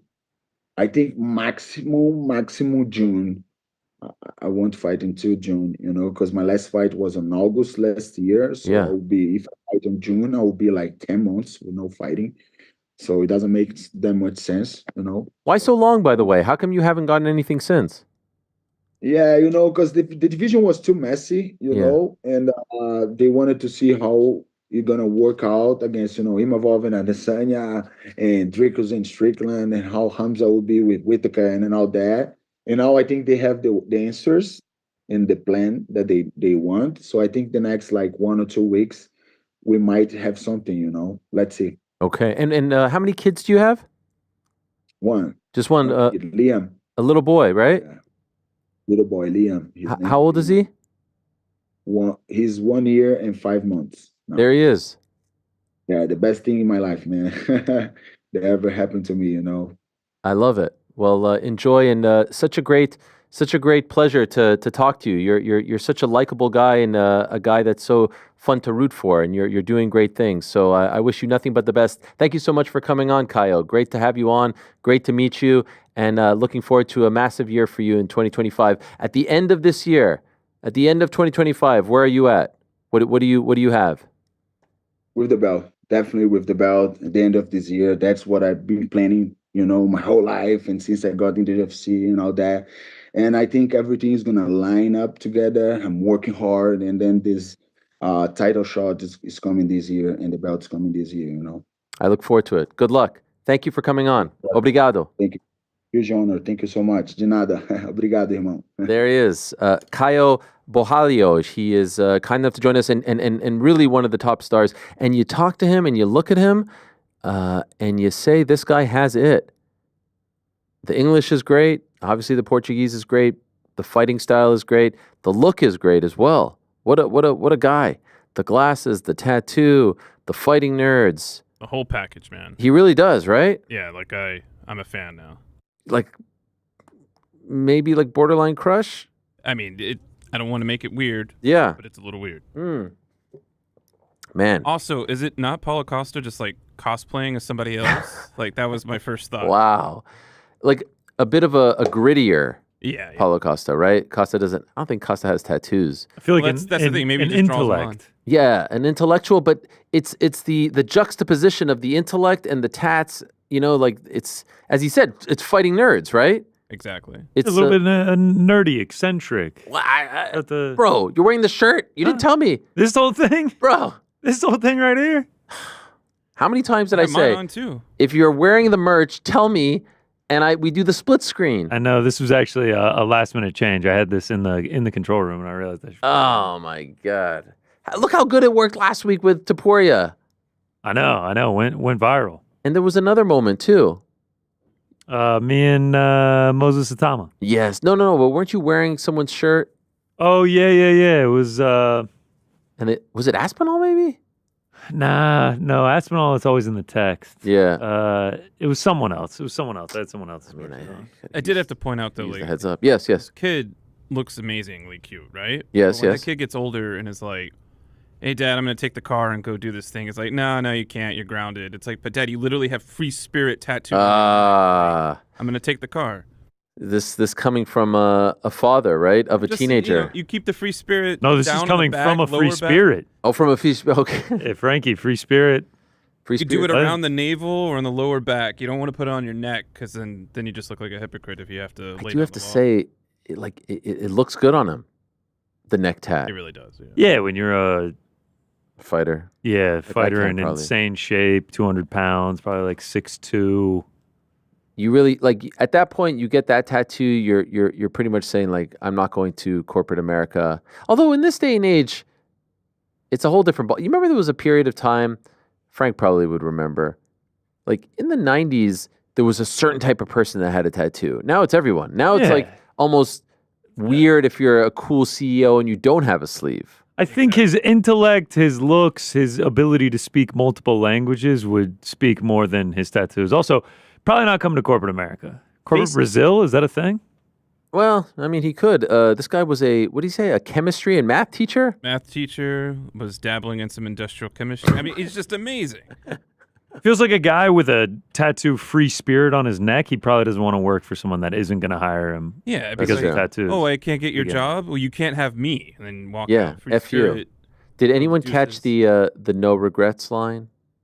Oh, and the shout out to We Are the Millers? Yeah. Nice. Did you have any regrets? Say no regrets. Yeah, I don't think he's going to be playing for the Yankees anytime soon. No. End of this year, is he a champion? No.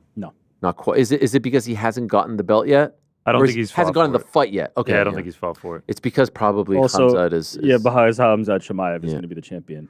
No, but I guess like realistically, if that fight happens in October, let's just say, there ain't no title fight. No. Whitaker or Imavov? Imavov. I'd like to see the Imavov. That feels like a proper number one contender fight. Yeah. What do you say, PT? Yeah, no, I agree with the boys. That's the one. Sure, we were even saying it before you had him on there. That was the one to make with Khamzat being the next guy. So yeah, it's actually really exciting. A lot of new blood at middleweight. All of a sudden, yeah. What a month for the middleweight division. Izzy on February 1st, title fight on the 8th, right? And then this past weekend you had Jared Cannonier. Nothing really of note on this weekend's card. But what about our guy Austin Vanderford getting the call? Shout out. Yo. Bringing life back to the middleweight division. Fluffy's this weekend, no? Yeah. You know what? You're right. You're freaking right. Yes. My apologies. Isn't that the most fluffy thing ever? Like I know. No, that's my bad, Brendan Allen. Now bumped up to the chief support. I remember thinking like, wow, every single card this month. Is there a UFC on the I don't think no, there is no 29th. It's March 1st. So this would be the last Saturday of the month. Every single card had an important middleweight fight on it. Yeah, Fluffy. That's my bad. Is he the favorite in that one? Yeah, he's like minus 260. Yeah, I see minus 285 on Tapology here. Plus, yes, but Austin Vanderford, I do believe, fighting at I think he's fighting at 170 in this one. The gentleman, slight underdog, against Nikolai Veretnikov. Never got that Luke Trainer fight? The gentleman versus the gentleman? Yeah. Yeah, I was really hoping for that one before Bellator. Never say never. Never. 34, Austin. I saw Danny Rubenstein, manager to the Stars, upset that his guy Lance Gibson didn't get the call because he's around. You know, he's from the Vancouver. He made that whole video being like, "Sign me for UFC Seattle. It's the one." Gibson, in my hometown. Yeah. Damn. Yeah, he made a whole thing about it. Is he from Seattle? What's going on? I think he's from Vancouver. I think he's just from that area. Yeah, the area. Really wanted to fight on UFC Seattle. What's Frank talking about? I don't know, bro. He's just yapping back. Yeah, man. Well, what's going on? You know, we got to work back here too. Yeah. It's always the excuse. Put yourself on except mute. there's never any work going on back here. Frank has been banging the drum to see this Adam Sandler Oh, mate. Did you really have to do this? comedy special on Netflix. So last night I said to myself, okay, I mean, I got home, I was so excited, but my kids had homework, they didn't plan very well. I wanted to watch this Court of Gold documentary, this doc series on Netflix, following Team USA, France, Canada, and Serbia in the Olympics. And the trailer, the clips that have come out, I mean, this is just right up my alley. It looked fantastic. And so we put it on right before bed, just a quick little 10-minute taste. And I felt like I was nibbling on like the most the most expensive and rich chocolate bar of all time. And I wanted to savor every single bite because it was so damn good. Just and then let it melt in your mouth. Oh my God, I was loving it. And then I said, guys, we have to go to bed. And they're like, no, just 5 more minutes. I was like, 1 more minute. But then it's like, no, it's already like 9:55. You have to go to bed. We're gonna feel this tomorrow. But it looks fantastic, and I can't wait. I'm like legitimately excited to go home tonight to at least, because me, I like to watch my movies in like 15-part installments, 10 minutes at a time, and then I'll fall asleep and then I'll have to rewind it. But this one I'm all in on. And then I get to bed and I'm like, okay, well, Frank keeps talking about this Adam Sandler thing, and I'm the biggest Adam Sandler fan of all time. And 10 minutes in, right before falling asleep, I had to just say, okay, Frank, maybe we'll agree to disagree on this one. You know what? Yeah, I think as gentlemen, we should just park it here. Let everyone else decide. They can go watch it if they're on Team Frank or Team Ariel. My favorite part is that he's pushing so hard for this. Yeah. And it came out like 6 months ago. Have you seen The Killer? That's what I was just thinking. Another one that said the one where he plays a few songs. I'm sorry that I just watched it and was asking people if they've seen it and then recommend it. It's normal office banter at the water. He came in bubble. here. I'm sitting here. Oh, because the control room is like it's like a 10-minute walk from here at this. It is studio. quite the trek. Yeah. And he comes in here, closes the door. I'm sitting after the show, and I think he's like about to tell me something very seriously. We're gonna have a talk. He walks in with I did his tell him laptop. something very serious that night that apparently you don't remember. He's like, hey man, there's a doc series or a doc or whatever the hell it is, a comedy special starring Adam Sandler that I really think you should watch. I was like, this is it. This is what you came in. Nobody else was there. Close the door behind him. Ariel doesn't allow us to talk to him about this. Frank also, he throws out recommendations left and right, and then he hounds you on whether or not you've watched them. And then every once in a blue moon, maybe every 2 years, I give Frank a really sincere recommendation. Hey, man, I really think you'd enjoy this. I read this. This lines up perfectly with your personality. I really think you'd like this a lot. And then he'll never watch it. He'll never read it. You started Project Hail Mary yet, Frankie? You said Atlas Shrugged, right? Nope. Read a great book right up Frankie's alley. It's perfect for him. Perfect for a rainy day. Yeah, now that I think about it, I gave Frank a movie to watch, and he hasn't watched that either. Now that I think about it. Sincere, real recommendations, not just like, oh, I watched this thing and I liked it. Now I'm going to spray this recommendation to every single person I know, and I'm going to hound them until they watch some of it. Personalized, really sincere recommendations. Didn't recommend it to anyone else, just to you, Frankie, because I know you'd like it, and he never takes you up on it. I got to be honest. At least I'm consistent. I binged Court of Gold yesterday. Wait, you whole finished series, it? all 6 episodes? Oh, Watched that's you're a freak, dude. crazy. You're a freak. How good? How good? And I was going Don't to spoil it for me. I don't want to know who wins. You don't want to know who wins. Yep. I was going to watch Frank's Adam Sandler recommendation, but now I feel like I'm a little bit iffy because there's Don't no do it, reciprocation. There's no reciprocation. Is it? I recommended The Raid, which is a fantastic movie. If I forgot to tell you. He's okay, haven't Frank. watched it. Yeah, we know you haven't, Frank. We know you haven't. You're trying to find more shit to recommend to us that we're not going to watch. He sends me random YouTube videos and then hounds me if I watch them. And Hey, did you watch I've actually watched all of them because I take something like that seriously. To GC's point, like it feels like it's coming from a place of, hey, I want to share this experience with you. Now I'm starting to rewind the tape and question and think, should I ever watch Frank's recommendations until he reciprocates the feeling? It's going to be a little bit of a tough watch, Court of Gold, for you, because you can tell that they were trying to nail it to really thread the needle to get the final 4 teams in. Unfortunately, no Canada didn't. Oh, I was waiting for the yeah. punchline there. No, listen, we were They happy cover to be Canada pretty extensively. For sure. They were hoping that was going to be a No. Final Four team. That was the plan. not even almost close nailed to it. true. I know the people Almost who nailed produced it. Trust me, they didn't want to follow Germany. Okay, with all due respect to Franz Wagner. Jeremy, pretty good. Dennis Schroeder, Pretty good. though? Yeah, not quite the same as Shea The Wagner brothers Gilgeous-Alexander. were on fire over there. And by the way, he knows ball. and by the way, we were 1 year away. Olympic You're only. lucky. You missed us. If the Olympics were this year, was Shea doing what he was doing, it would have been lights out for everyone. So we were there's some 1 year pretty- away. Come on, man. You guys got hockey. There's some pretty great Canada See and some tomorrow. pretty great specifically Shea and RJ moments in there. It's I can't wait. It serves the Canadian. You know about fan this, well. PT? Is it available in Europe? Yeah, I saw the ads, and then I saw you saying LeBron's not in it because he's trying to make his own last dance, and I was like, that's a bit. Okay, well, first That of was all, me speculating. And first of all, that was like private text. Yeah, don't say chat. that out Like, loud. Jesus, like all he Oh, I was- mean, it was someone else I was talking to. You can't just say that. Speculation. You can't just say this on the program. I just dropped And stuff first of into all, the say chat, that, and now like, Pete's just Ariel reading them completely out. turned me off. and attributed all right. it to me. Yeah, all right. And also so we, said it was yeah, you, yeah. when I said it.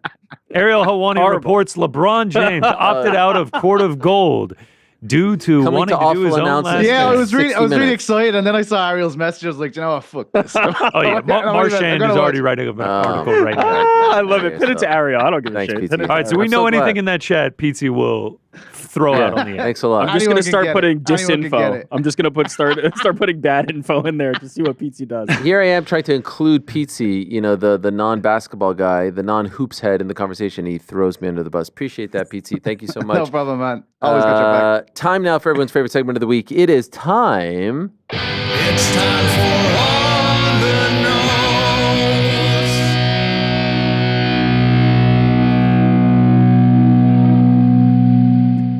Yeah, tremendous stuff. Thank you, Frankie. Really, really good stuff there, and I'm looking forward to getting into these. This is nice. No more guests. We could do our thing here, and we start off with Kyle Grant. A quote GC has mentioned before. I wish there was a way to know you're in the, quote, good old days before you've actually left them. Who said it? Who said it? Andy from The Office? Yeah, Andy Bernard. Shout out. Ariel, you appear to be in the peak of your career in this uncrowned era. But as we've heard many times before from the UFC champs that have come on the show, the belt doesn't always bring the happiness they thought it would. As they say, heavy lies the crown. When were you the happiest in your career? When were your good old days? Golly, I mean, this is deep. We're gonna get emotional here off the bat.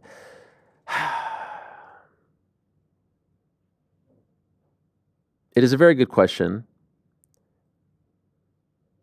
And I ponder it and I pause for a moment because I do wonder if I say anything but now, that's a lack of appreciation for now, but I understand what you're implying.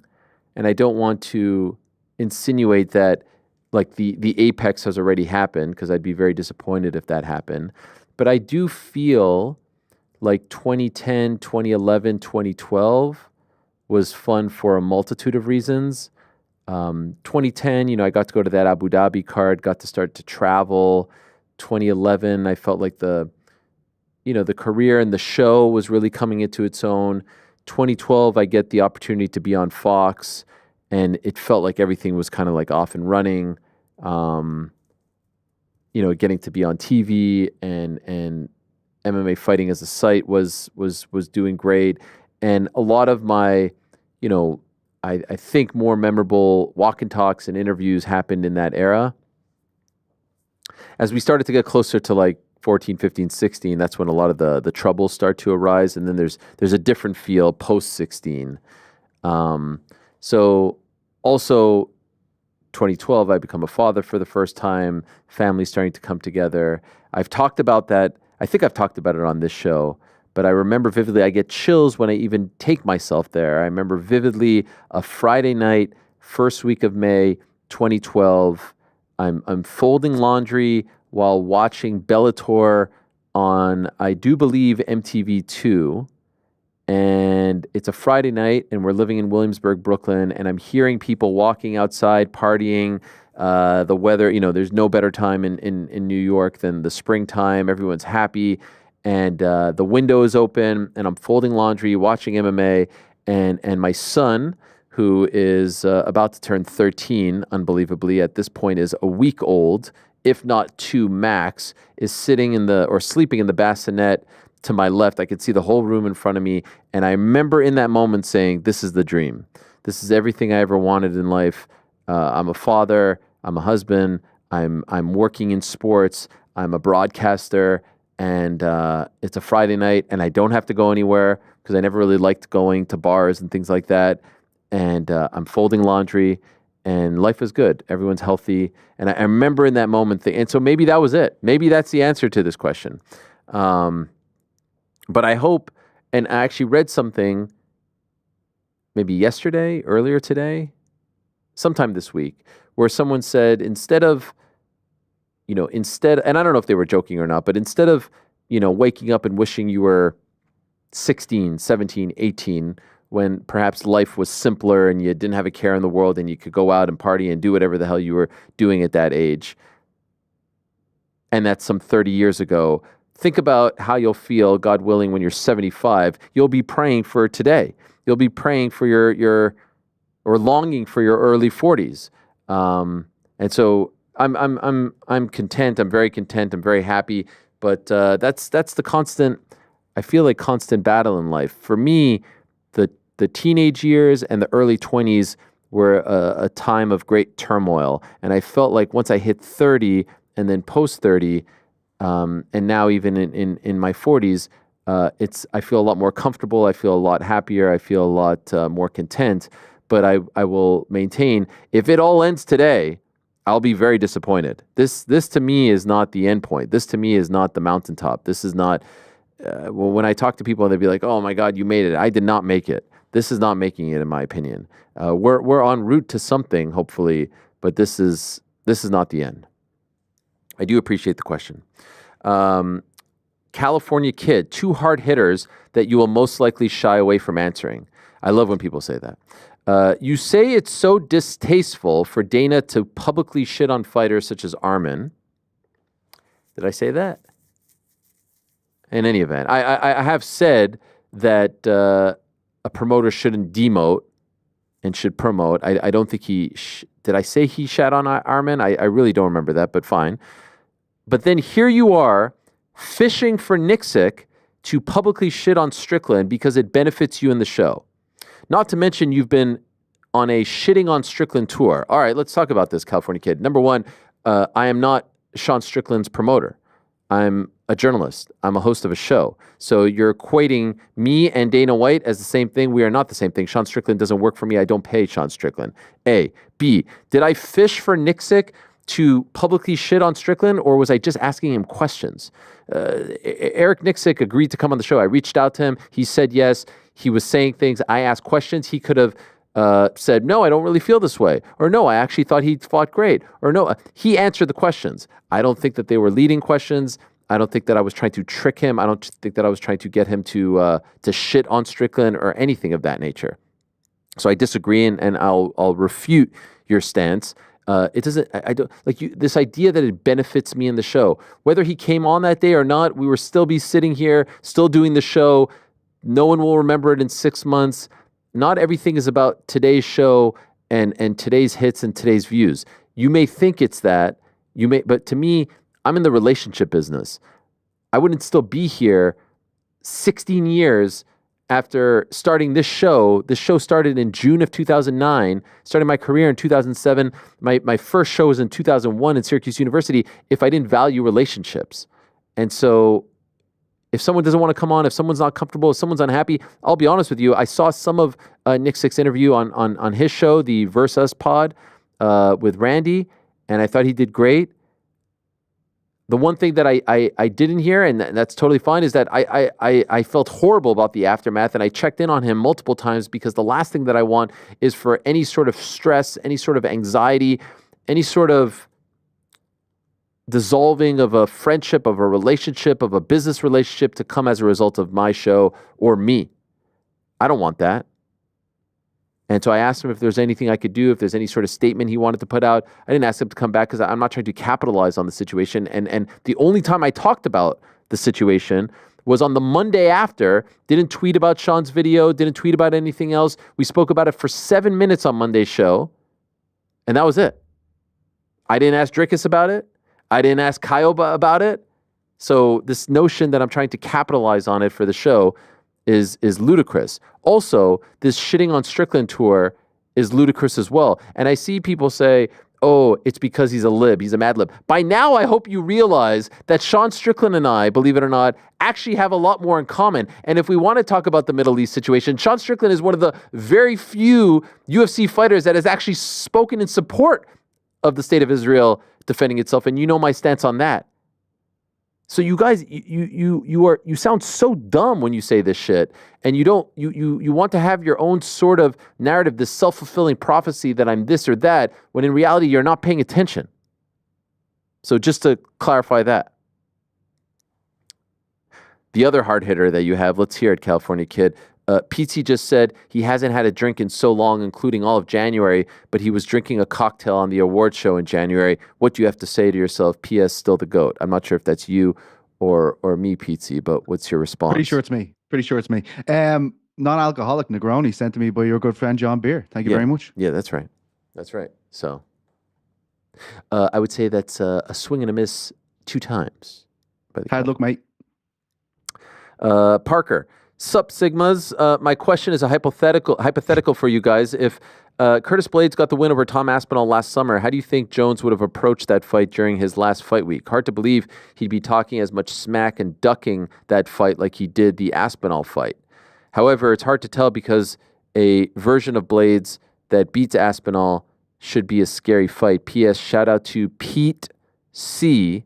He is the GOAT. By the way, I love this thing where everyone spells your name differently on the show. Yeah, I like it too. Yeah, it's fun. You can see it on his face. He loves it. I actually, no one ever spells it right. It's quite a common thing. Maybe I'm spelling it wrong. Petesy. Oh. I think that's incorrect. Yeah, no, that is accurate. It's a faulty premise. Yeah. It's a faulty premise. Yeah. Because it presupposes, one, that John Jones is not taking a fight with Tom Aspinall because he's scared of him. And as we have made clear infinite times, it is not a fear-based negotiation that's happening. It's purely a money thing. Second of all, Curtis Blades, I think, offers danger without the upside, whereas Tom Aspinall, I think, offers a lot more upside, even though he is more dangerous, in my opinion. It's a higher risk fight, but it's also a higher upside fight for John Jones. Curtis Blades is a medium risk, low upside type fight. He doesn't have a huge name. He's lost before in the past. It wouldn't be significant. For John to stop Tom, that would be worth the risk if they can make the money work. So the scenario just doesn't really work at all, but it's also on a faulty premise that John Jones is scared of Tom Aspinall. Couldn't agree more. And he's allowed at this stage of his career to be calculated. He is allowed. I get it. And he's also allowed to say, show me the money. He has earned that right. Risk, compensation. Yeah. If they're not equal, he does not have to take it. If you're still banging the drum that John Jones is afraid of any human being on the planet, come on. What are we doing? Lex. Hey, Ariel, I see Mokaev is on the show today. I remember last year he said something like he won't ever come on again. Can you please explain to us what happened a little bit? Yeah, I mean, I touched on it a little bit at the top there. He said that. I was disappointed when he said it. I didn't really lose that much sleep over it. Not the first guy to publicly proclaim that he wouldn't come on the show, and also not the first guy to publicly proclaim that he would not come on the show and then come on the show. The likes of Ben Askren and Tito Ortiz and many others have done that. Rampage Jackson as well. He did that in the midst of the real aftermath of October 7th. I think it was 2 weeks later. And if my timing is correct, he did it some 12 hours after I posted a video of people just invading the Dagestani airport looking for Jews, literally looking in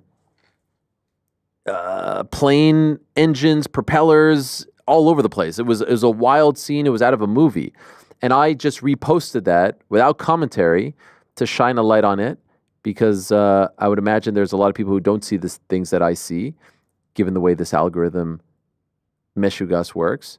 And it was literally a few hours later that he posted that. We did not speak once since that tweet. I talked about him deserving to be in the UFC and probably should be next for Pantoja. He reposted that. He said, I didn't expect this. And my response was, why not? I think, I would like to think that I have proven time and again that I'm able to separate personal feelings from fact, fiction, reporting, non-reporting, bias, whatever. Then he reached out to me to just ask my take on the situation. We spoke a little bit. We left it at that. There was no talk of coming on the show. And then I got to thinking of it. And again, I see people saying, oh, you won't have these fighters on. You won't have Bilal on. You won't have Muslim fighters on. And it's all bullshit. It's all lies. You're all projecting. I have said time and again, that's not how I operate. And I've proven time and again that that's not how I operate. And here I am proving it again. I do not care. I do not care. And in fact, I relish those opportunities because in everyday life, someone like me and Muhammad Mokaev probably don't cross paths. But here we're able to cross paths due to the fact that we both work in the same world, in the same industry. And I think it's important to show people that you don't always have to agree. You don't always have to be from the same world. You don't always have to be on the same page. You don't always have to believe in the same things. That's okay. But we can hopefully come together and agree on one thing. The world is a better place when there's peace, when there's harmony, when there's coexistence, and when people from different walks of life are able to communicate and bond and connect in public platforms. I don't want to live with hatred. I don't want to live with animosity. And so that's why when I say things like I extend the invitation to this person, that, I mean it. They don't mean it. I mean it. And that's to show people, and that's to show the world that this can happen, that this can work. No other reason. I don't care. I don't care about the views. I don't care about the hits. I don't care about anything. I got great fulfillment out of that. And I feel better about life and humanity after that. And I'm happy that he said yes. And I would welcome all those conversations. And I wasn't having him on to debate. Like, we're not going to agree on these things. And that's fine. It's complex. I may feel a certain way. He may feel a certain way. As he said, it's a very emotional topic. I understand that. We may never agree. But I'm happy that two people from different walks of life can come together and talk about his career, about the sport, talk about growth, talk about feelings a little bit, and move on. And so I don't want to hold those grudges. And I would like to think that those that have been watching and following for the past 16 or so years recognize that by now and don't fall for the bullshit that other people try to spew. Mr. Mystery Balls. Shalom, Ariel. I'll start with the elephant in the room this week. How come there's no Helwani vision for the last crescendo? DAZN screwed the pooch. There wasn't really talk of that. We didn't really pitch it, to be honest. But you can join us for a watch party. But there is going to be a watch party beginning at 3 p.m. Eastern, yes? That's correct. There it is. Join us, would you? Join us. Right here on this channel. Right here. So, no screwing of the pooch. All good. Speaking of elephants and pooches, it's time. It's time for the AH show to become a true talk show, and that will only happen with real live animal expert in studio. Talking with Oliveira about horses, Cannoneer and Fluffy about chickens is fine, but we need a real live animal pooping on your desk, licking New York Rick Scout, and challenging Frank to mic it up properly. I recommend Jesse Knudsen Castaneda from Animal Wonders. Love the show. Jesse. It's not a... Love the show dash Jesse, suggesting himself to come on. Oh, is it him? No, but it sounds like a commercial for this gentleman because that makes absolutely no sense. Why would we have an animal expert on the show? Yeah, you're right. Shot down. A lot of lads getting shot down today. It's a miss. Just a loaded up the gun. Yeah, that's what we need. We need an animal expert. No, we do not. We absolutely do not. Now, would it be fun to send GC to Brazil to ride some horses with Charles Oliveira? That'd be pretty sick. Fucking sign me up. Yeah.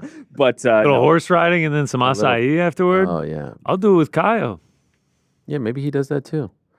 Mr. Rad, hello, Ariel. The Four Nations concept seems fitting for International Fight Week. That's a good point. Do you think the UFC will ever go back to making International Fight Week more than just any other pay-per-view? I was actually thinking of this when I think it was Drickus, when he was talking about International Fight Week, and I'm like, there really isn't anything different about International Fight Week anymore. I guess there's the Hall of Fame, and there's a little expo, but you young kids don't remember when there were 3, then 2 fight cards that week, Thursday, Friday, Saturday, then Friday, Saturday. There was a point where it was Saturday, Sunday, in addition to Hall of Fame and all that. Now it's just a Saturday card, which is fine. But maybe they spruce it up with a little grappling on Friday or something like that. One time they had Invicta on the Friday. Anyway, maybe a decent fight night the Wednesday before. Yeah, or that. Any suggestions you and the crew would have to upgrade International Fight Week and make it more of a WrestleMania for the UFC other than stacking the card with great fights? P.S. I think Brian Campbell would post you up on the court. Yeah, right. I mean, come on. I mean, please. Very, very nice thought, but let's not get crazy here. One thing that would be cool that I've suggested in the past is like other organizations. Why can't an LFA just do a show in Vegas that week? You know, one of the cool things about WrestleMania is that you'll have multiple other smaller, Josh Barnett's Bloodsport or a Ring of Honor here and Joey Janela's there. Like other smaller indie promotions do shows that week, giving people things to do. What if an LFA does a show, an Invicta does a show, a Cage Warriors does a show, a Cage Fury does a show? I don't know, something like that. Give people like a whole bunch of stuff to do that week. Have them come out on a Tuesday and spend the whole week. That'd be fun. CE, hey lads, for the younger generation of fans, can you describe to us what your experiences of UFC 229 Fight Week? Just how intense was it? By the way, boys in the back, keep up the good work. Your show is off the charts RN, which I believe stands for right now. Look at you. Yeah. I thought registered nurse. 229 was nuts. To me, 229 starts in August of 2018. I'm personally 2 months into my time at ESPN. We're in Los Angeles to cover the Henry Cejudo Demetrius Johnson card. They do a kickoff press conference for the upcoming shows. That's the one that was highlighted by Dustin Poirier versus Nate Diaz. That was supposed to happen at MSG, which never came to fruition, but they did do a face-off. At the end of the press conference, they play the promo for this Conor McGregor versus Khabib Nurmagomedov fight, which is happening in 2 months, right? It was October. Here we are in August. When they play the promo, Nate Diaz walked off, if you recall. Everyone's going gaga, going crazy. We're saying this is gonna go nuts. 2 million buys, all this stuff. Shortly thereafter, they have the press conference in New York. That's the one with the meh, meh, meh, meh, meh, and all that stuff, and the where's Noah and all this. And that was a crazy one. The crowd was nuts. Kristaps Porzingis was there. We aired it on ESPN2, I believe, and did some post interviews. We were supposed to get Conor and Khabib in the aftermath of the press conference, but they both left. But they were late. It started late, so we had to kill time on air. I remember that. I remember the week of the fight, we had Conor and Khabib on the Monday show. Do you remember this, Rick? We had Conor and Khabib on the Monday of that fight week on the Ariel Helwani MMA show. You don't remember? I said I do, yeah. Oh, yeah. That was a crazy one. And then we get to Vegas, and there was a ton of buzz. There was the other crazy press conference, which I think started late as well. And some wild things were said. And then weigh-ins, nuts. Saturday happens. And you guys know that Stephen A meme of him sitting at the desk. I'm sitting right next to him. You know that one of him sitting at the desk in the arena where he's like making the face and he's looking somewhat like down? Certainly GC knows. He's certainly used this meme before. You know what I'm talking about, right? Stephen A sitting at a desk in an arena and he's like, you know the one. You've 100% used it. I think I could see you using it with like a UFC hat on his head. You know what I'm talking about. This is it right here. I just typed in Stephen A. Smith meme, and it's the second picture. Let me see. It's actually the first picture when you go to images. Yeah. You know the one. Yeah, all the time. You're saying he's looking down. He's more so like looking shocked. He's looking sad, shocked, whatever. I'm sitting right next to him. It's Perturbed. Chael on one side and me on the other. Yeah, sure enough, you can see the UFC There it in is. the background. Yeah. That's the one. God, it's so good. He was unimpressed. Yeah. Anyway, they were coming to us live on SportsCenter in the aftermath, and this is all the brawl is happening behind us. And I remember saying it was like one of the darkest days, and it was like one of the worst days for MMA since the Strikeforce brawl in Nashville. And why does it always seem like when the spotlight is biggest on the sport that something like this happens? It was a crazy time. I thought that we were this far away from that thing igniting and just spreading all across T-Mobile. Like that could... Las Vegas police and T-Mobile security do not get enough credit for squashing that and keeping that contained. That could have gone way worse, in my opinion. It could have been like Riddick Bowe, Andrew Galata back in the day. They did a great job. And I know it did get ugly, but it could have gotten way uglier considering the people involved. Were you at that one, Rick? I was not. Were you at that one, PT? No, that was the first one. That was the first MMA fight at Connors that I'd missed in the UFC run, I think. So no, I wasn't there. Earthquake out there in Blanchard's, huh? Yeah, what's going on? Is there an earthquake? This is my desk, well. Oh. So we were getting a Category 5 out there. It would be the first in Irish history, but it's just this desk. I still haven't got a bigger one. Jesus. I really need to sort that out. Please keep yeah, shaking. I also was not there, just for the record. Just wanted to make that clear. I was just after joining MMA fighting, wasn't I? No, that was the year before the Mayweather one. And my contacts within the McGregor camp had all but dried up at that stage, unfortunately. I also did not attend. Okay, cool. Thanks. Speaking of Frank, the next question is directed to you. Oh. Hello, uncrowned crew. Question from Mysterious Frank. When you first started working on the show with Ariel, were you surprised, or did you expect having so much on-air time just being the quote-unquote audio guy? Did you like it, or did it take some time to get used to? Thanks, as always, for the great content. P.S. I also went skiing this past weekend, and I feel your pain, Ariel. It's just starting to go away, believe it or not. Unbelievable. I mean, I've gotten really old, I guess. Frank, what about it? To answer the question, no. Like it was another gig of mixing a show, doing some editing. Talked to Ariel a couple of times. He got used to me chiming in on his ear to say different things, and then he asked if I wanted to be on air, and I decided, like, yeah, let's do it. And to be quite honest, I'm still not completely comfortable with it. Oh, stop it. But you're a natural. Yeah, but I do enjoy it. I do enjoy being a part of the team, and that's how that happened. Do you remember the first time I do. You were prompted? Really? Well, there was a couple I remember when I started to get a little bit more loose with commenting back on things that you said. Someone made like a reel on Twitter, and I was like, oh, there's some traction to this. Like the little smart-ass remarks that I can give you might actually resonate with some people. So I remember a couple of the first jokes. That's really what it comes down to. Okay. Well, you're a valued member of the team, and it wouldn't be the same without you. I thought maybe at the beginning when you were talking about all that, you were like, oh, I'm mixing, I'm engineering, I'm doing this. Like, it's just a lot to handle. Is that what you were implying? No. What I want to do is make sure that other aspiring audio engineers know, it's like you got a gig, you're expected to do certain things. And this was not something that we had talked about beforehand, but I have embraced it since. Do you feel like... Gotta make sure of that, for sure. Do you feel like it was basically you like kind of being talent and not being compensated for that? I think you're reading way too deep into this, but now that you mention it, yeah. I did send an email to Jerry, so... Okay, all right. Perfect.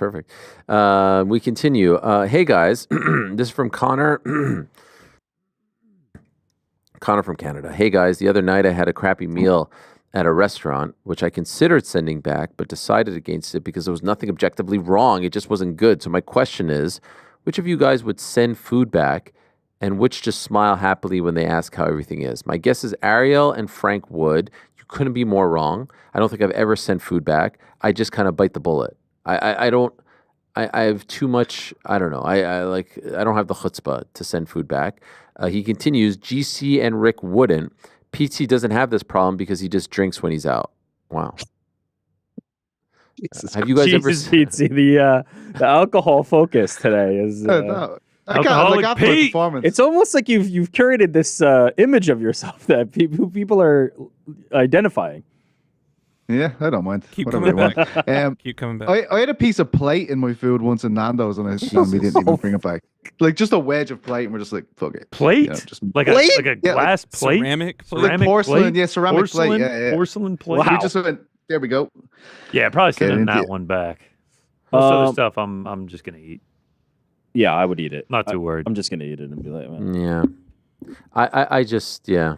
Unless, I mean, honestly. How bad are we talking? Like, if it's inedible, I just won't eat it. I Just would don't never eat it. send it back. Yeah, but because, if it's edible, I'll eat it.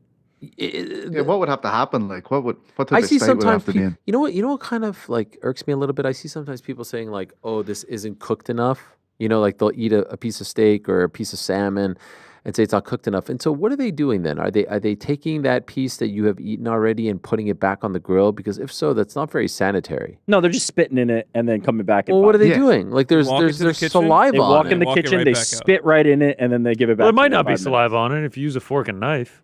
There's still They don't chew on it. What is that? Yo. What is that? That's how you eat? Tell you, like you're eating It's a yogurt. straw. Look. Everything's through a straw.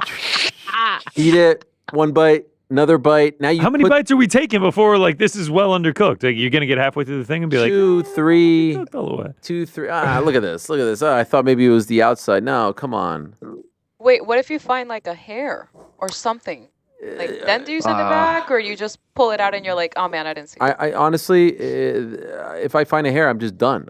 I don't want to partake in this meal anymore. All right, so one time I was in Brooklyn at a horrible establishment. I can't remember the name right now. If I could remember it, I would actually air them out on this broadcast. Me and my roommate at the time were getting some breakfast, and we're like halfway through the meal, and 2 pieces of toast like this. He like opens them up. Roach in between them, dead, smashed. Right, we need the Jesus name of this Christ, place. man. It was Jesus. What the fuck? It was absolutely horrible. They wouldn't give him his money back. We had to just leave. And then a few weeks later, a guy we used to work with, Alex, was like, "Oh yeah, I went to XYZ," and I was like, "No, Oh, my please God. tell me you didn't." I did the whole thing, Google reviews, pictures left with it, and everything. It was the worst dining experience I've ever had. Such a traumatic. Sanitation crazy. department Can't probably remember the- That came is for them. fucking I'll find the name right now. It was October of 2021. Deserves to throw them under the bus. To be fair, Oof. That's No fucking refund is disgusting, man. wild. No And refund the worst part for is- roach. What did they say? The Jesus? waiter, What did they the say? waiter comes over and was like, "Man, I've been telling them like their sanitation back there is horrible." I'm just like, "Dude, Thanks, bro. Get me out of here. Get me out of here, God." Literally, that's horrible. Thanks, bro. You could have given me a heads up when I walked in instead of I'm serving Googling me it. I'm finding roach the place meat. right now. That's all he said to your mate, GC, when he's like, "There's a roach between 2 pieces of bread." He's come like, on, I know the please. situation's bad. I can't deal with this. It's making me sick talking about this. Hold on, I'm actually. I actually feel nauseous I think I right found now. the place. I'm seeing if I Please. can find my picture. What you No. have to be sure of is if you have found the place. Because if you say the wrong place, I know. that's very not I'm good. going back through it to find my picture. Of the Oh, roach. boy. my Yeah. God, The picture of the roach is on the reviews. This is from Ryder. What's up, Ariel and the crew? In this uncrowned era, you guys use the phrase working through the kinks a whole lot. My question is, when does the working through the kinks period end? Any word on 314? It's a mindset. That's the thing you have to understand. It's a constant evolution. We're constantly working through the kinks. In fact, just today, we were working through more kinks.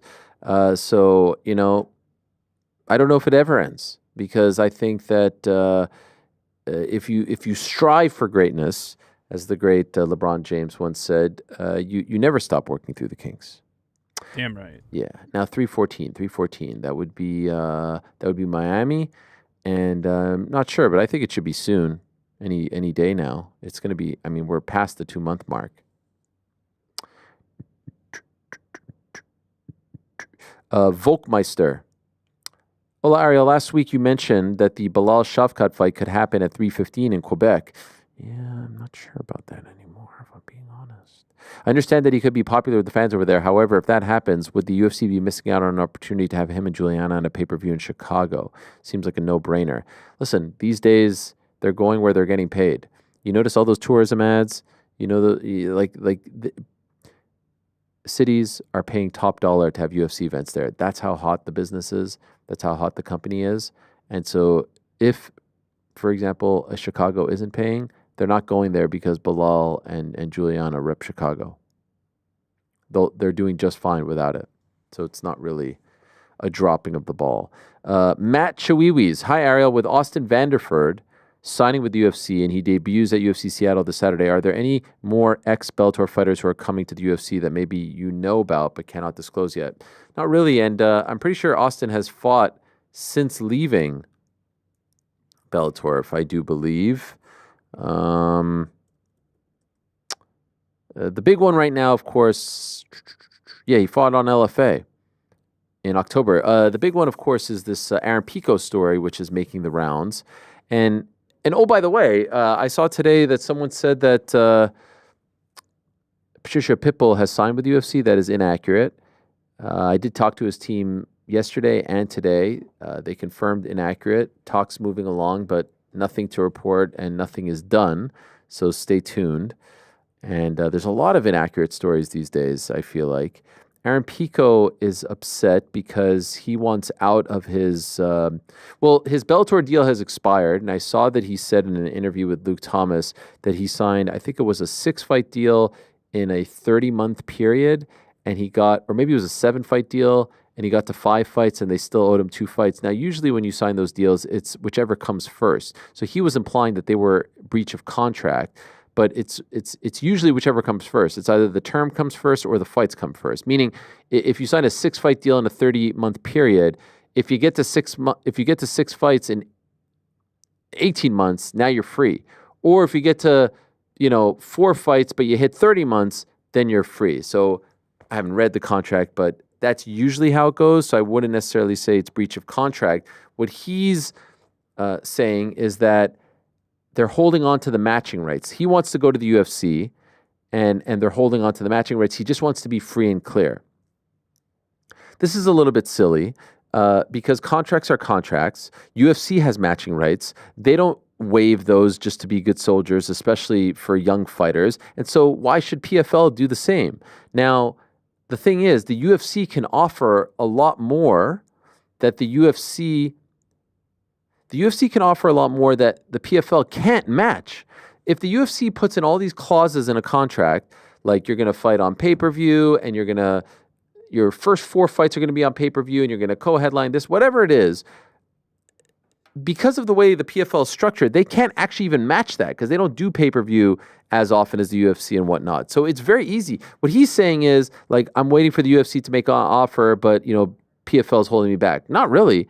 As Don Davis said on Twitter yesterday, the UFC can offer him a contract. The exclusive negotiation period is up. They can offer him a contract. Then it would be up to PFL to match or not. As he said in his interviews yesterday, they haven't offered him a contract yet. So there's nothing to match. Because of the Pitbull situation, everyone thinks that they could just complain and get out of their contract. There will be a mutiny. You can't run a business that way. Now, did the Pitbull one make sense to just let him go outright? Yeah, at that point, maybe there's nothing to gain. He's been in the organization for a long time, but in this regard, I don't think PFL is doing anything wrong. The exclusive negotiation period expired. He's now in the matching period, which is the same thing that the UFC has. It's up to him to get a deal, and PFL can either decide to match or not. And if he doesn't want to go through that process, he has to wait for that matching period to end. By the way, Francis had to do the same thing. Francis had to wait a whole year before he could talk to other organizations. And then it took him 5-6 months just to sign with the PFL. So that's just how it goes.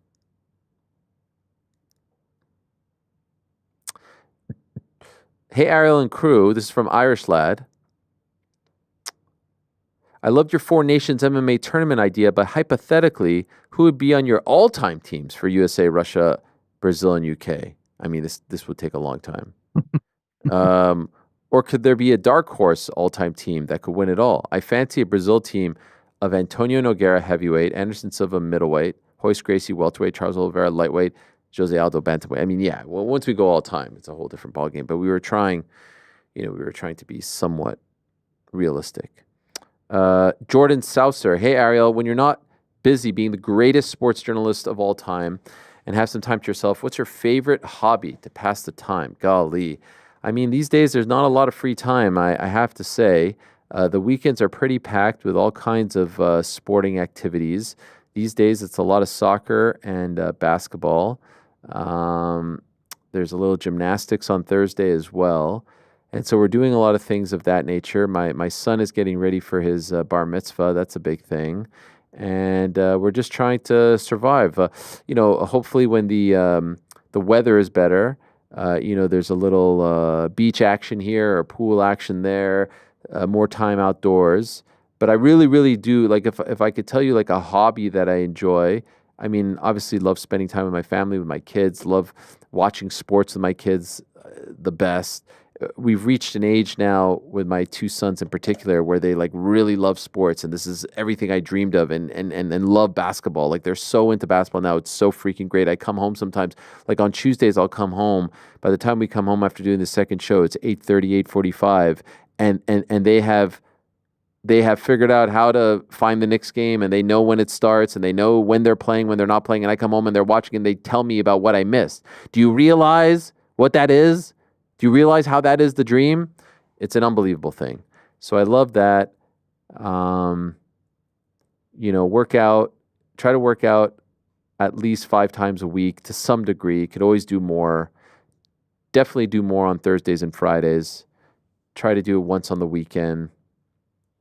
And on it goes. Are those considered hobbies? I'm not really sure. I don't do anything like kind of off the beaten path. There's just a lot right now, but it's all good.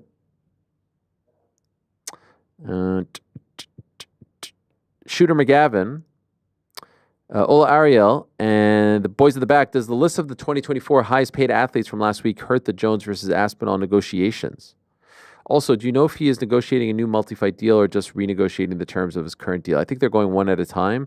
I don't think it hurts it, but I do think it's like, for the people who say that boxing is broken, boxing is dead, and MMA is this and that, like, it is quite alarming that there are no MMA fighters there. Is it not? 6 boxers on it. 6. And Inoue was, I think he was 82nd on the Sportico list that we're talking about, and he had earned 48 million. So that, like, is that not crazy? Like, for all the MMA fans, think about how much time you spend watching these products, how much money you spend watching the UFC. Even Alex Pereira, a guy who was like the savior of the promotion last year, didn't make 50 million. That's crazy to me. For many years, for multiple years. Yeah. Oh, yeah. Not compensated properly. 3 fights he had. And 3 massive ones, right? Short notice, yeah. And by the way, are we under any illusion that John Jones, even if he were to get whatever number he's asking for, would put him into the range of these lists? I don't think so. That's right. I don't think he'd even sniff the list. Right? Yeah. Yeah. It's a bad sign at times. Like, when is the only, like, is Conor the only person that's been featured in it when he sold Proper 12? Is that the only time we had people in it? And it wasn't really necessarily MMA related. Yeah, right? wasn't it always boxing lists and other business things? Yeah. When you had boxing fight and other business things? And also, like, think about what the conversation is in the US about Inoue, and it's an accurate one. Like, he hasn't had a big fight in the US yet. He hasn't had one of these huge fights that has the world's attention yet, and he's earning nearly 50 million. Yeah. Like, that's the dynamic, the paradigm has completely shifted. There used to be a time that the UFC fighters never made these lists, or MMA fighters in general. Let's not pin it specific to the UFC, right? Because there are other promotions out there. Francis Ngannou is a free agent, signed with the PFL. There are other promotions paying money to top stars. So let's just make it an MMA conversation. There used to be a time when the conversation was, well, the MMA fighters at the top are not getting compensated fairly or in comparison to the boxers, but we're getting the fights we want, and boxing just doesn't make the fights we want. And so we're going to have to deal with this system, and it's okay if they're not getting compensated fairly. Well, guess what? We've reached an era now in 2024, 2025, where the boxing fights that we want to happen are happening, and they're getting compensated. So there is no excuse anymore. It's nonsense. There is no reason left why a guy like Alex Pereira, who generates enough money for the UFC to be on this list, isn't being paid that amount of money. It does not make sense. It no longer makes any sense. There is no argument to be made that due to the UFC's practices and MMA structure that we are getting some kind of net benefit as fans of the sport, because we're seeing it now. The boxing fights that we want to see get made are being made, and the fighters are still getting compensated. In fact, the point of those fights being made is that they're getting compensated the highest. You saw both Usyk and you saw both Fury near the top of that list. And so what is the excuse now for Alex Pereira and other stars to not be compensated in this way? The only one who I can think of that even sniffs it, even gets close to it, is Conor McGregor in the rare opportunity that he does fight. The dissenters will say this is the problem with boxing. They're getting paid too much, but problem for who? Who is that a problem for? Oh, it's part of the model. The model is broken. There's too much power in the fighters' hands. They don't have an incentive. They make 50 million. They can sit out. Blah blah blah blah blah. There was a logic to that when it was preventing them from taking big fights, right? When the logic dictated, well, they're holding out for enough money, and that fight's not going to generate enough money, and so they're holding out for a number that's never going to happen, and we're never going to see these fights. But guess what? We are seeing these fights now. That no longer is valid. There is no downside. There is no incentive preventing these fights from being made. I quite frankly don't understand it. I'm not sure what it will take. I don't imagine that the fighters are motivated any more now than they were years ago to collectively bargain and figure out how to enhance their sport as a collective. But if you are an Alex Pereira and you look at Alexander Usyk calling you out, that definitely feels attractive when you consider what you're going to make for your next title defense as opposed to taking that fight. Can I just ask Ariel, the only people who really benefit from the fighters not being paid are the UFC. Like the valuation on that company, how much do you think that has to do with how little they pay these guys, the lack of a union, the lack of collective bargaining, which would make them have to pay these guys a certain amount or give back a certain amount of revenue? How much do you think that plays into the valuation of the UFC? Oh my God, it's fantastic! You can own a whole sport. You can own a whole it's one of the few entities where you can actually own the sport for all intents and purposes. I think we have to be fair in just pointing out that there are other MMA promotions and they don't necessarily the gap pay any between differently. them? No, I'm not arguing that they're equivalent. There is no equivalent to the UFC, bar none. I don't care who's quote unquote number two. You're number infinite because it's the UFC and everybody else. But there are also opportunities for them to be paying higher wages as well, and they are not. And in addition they don't to make that, the same kind of money, but yes, fine. Again, it's not the same. I'm not saying they are equal. I'm saying that there's opportunities to pay more. And we see the GFL now coming out and saying, like, their business model is we're going to pay you 50% of what we make. So, again, there are things that can be done. But also in boxing, if you compare the middle class or the lower tier, there might be differences. The UFC or equivalent fighter might be making more in that regard. It's the top where the inequality is the most drastic. Because there might be a boxer who's kind of in the middle tier who's unknown, and their comparable counterpart in the UFC could be making more, or even at the lower tier, right? When they're coming into the UFC, they might be making more than a boxer who's at the same level.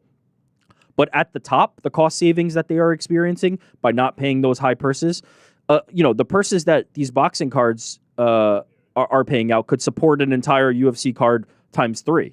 Like it is a huge cost savings to the point you're making, PT. Like it creates efficiencies. And again, I think it's also important to say, like, this is good business. If the UFC is able to do this, this is good business. And no, I'm not saying they should stop if they are not being incentivized to stop, but something has to change at a certain point. Let us continue. El Peruano. Ariel, one of the funniest segments up there with Helwani and PT's tux reveal was the Dahlia story. Do you know if she ever heard about that or is even aware of you? Well, she's definitely aware of me, but I do not know if she... I know someone told me recently that she saw her, and I won't say her last name because I don't want anyone to look her up, but I do not know if she knows about the... If somebody sat Dahlia down with an iPad and had her watching it and us recording her... I don't think I can think of content that I'd want more than that at this moment. You think if you saw her now, she would still attempt to bully you? No, I think she'd be horrified. I honestly think she'd be horrified. I hope so. No question. I mean, it's like me and Caio. Like we both went through traumatic bullying experiences as youngsters. He turned into a great fighter, and I turned into this. Yeah. If you haven't seen it, you can find. I'm sure if you Google Ariel Helwani Dahlia, you'll be able to find. It's a great. Cormier's reaction is just unbelievable. Dying. When we were watching, I mean, I was crying when we were watching that. Incredible those were the days. And by the way, maybe those were the good old days. Yeah, maybe those were the good old days.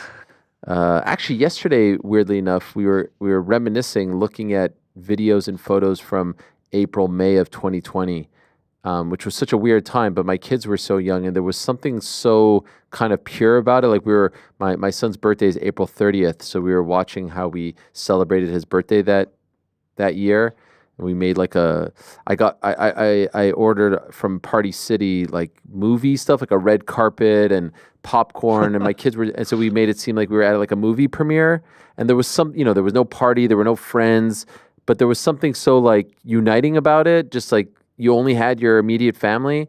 Very depressing time, horrible time, but there was some sort of like sweetness to it. If I don't know if other people feel the same way. Definitely not. Definitely not. All right, fair enough.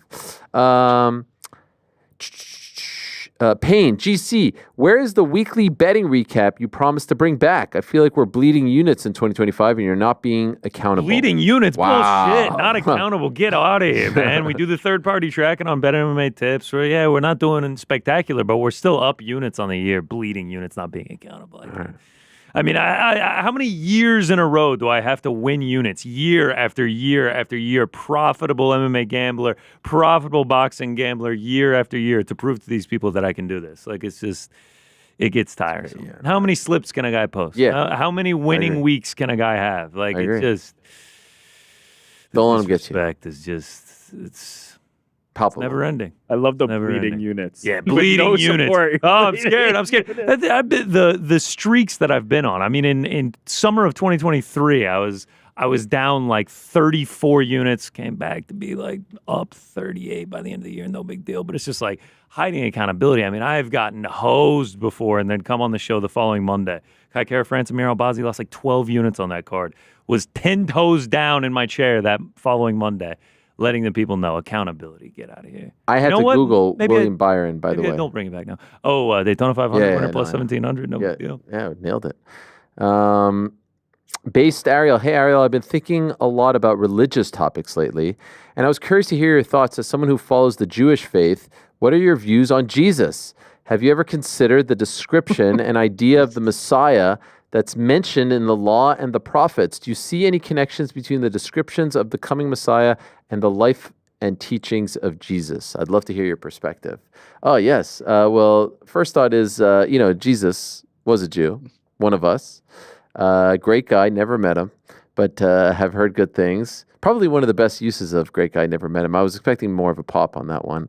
I think we're going to let you cook on this one? Yeah. This is all you. This is all you. You just do what you're going to do here. Love Jesus. Love a good Jesus fish on the back of a car. Have no problems with anyone who believes in Jesus. I'm not as well versed in the New Testament as I am in the Old Testament, but I've always loved Christmas. In fact, I've told you all how I would listen to Christmas music in July. I was that big of a fan when I was a youngster, and certainly love Christmas movies. Who doesn't? Eggnog, things of that nature. And so I'm not sure if I'm answering your question about the law and the prophets. Don't take care, mate. Don't take care. Sounds to me like you're saying you're down with JC. Is he trying to say that the Messiah is Jesus? Because who am I to say otherwise? Might have been implied, yeah. Might have been. All right, cool. I mean, Okay, by the way, I hope I'm around. I hope I'm around to see it all. Also, did you say GC or JC, Frankie? He said GC, but he meant JC. Yeah, he meant JC. You know who my real Christ and Savior is. By the way, there's a whole section of religious questions here, so we Let's just hit them all. Why not? Hey Sean, 88888. Ariel, a recent health condition has required me to wear a portable defibrillator unit in my day-to-day activities. In the past, you mentioned a religious tradition of wrapping your arms with a cloth and the mindset that you adapt while doing this. Forgive the vague memory. I am hoping you could share about this ritual again, as I hope to inherit that same mind state. Best. Well, God bless my friend, and I hope that everything works out. Not necessarily a cloth. It's called tefillin, and it's a leather case that has scripture in it that you put on your head, and there's two things that come down, and then you put one on your arm here that's supposed to go near your heart, and then you wrap it 7 times, and then you wrap it around this finger as well, and then you do some prayers, and you're supposed to do this every day other than Saturday. And the mindset that I think you're referring to is that my father is a man of very few words, but he one time had to give a speech at our synagogue, and he he was talking about, putting on his tefillin and then going to tackle the day, and he puts his tefillin on very, very tightly. And he said that he always likes to look at his arm as he's going to work or at work, and he would still see the marks on his arm, and he viewed that as his armor for the day as he goes and takes on the day. And that was one of the most profound things that I've ever heard my father say, who's been an incredible inspiration to me in an amazing amount of ways, some that he knows and some that he probably doesn't know. But I've always thought of that, especially when I'm on trips and I'm in foreign countries. I'm in Abu Dhabi, I'm in Brazil, I'm in Ireland, I'm in England, I'm in God knows where, Japan, and I'm putting this on. And there's something that's kind of grounding about it, and a reminder of my heritage, my foundation, my history, and it puts me in a good space. And I think about that armor and all that stuff, especially, in a period where I was feeling a little bit uncomfortable and unwelcome at events. That would give me some kind of courage. So perhaps you can view this defibrillator unit as your armor and your protection, and turn this experience into a positive one and into a motivating one. So I wish you the best, Tayshaun.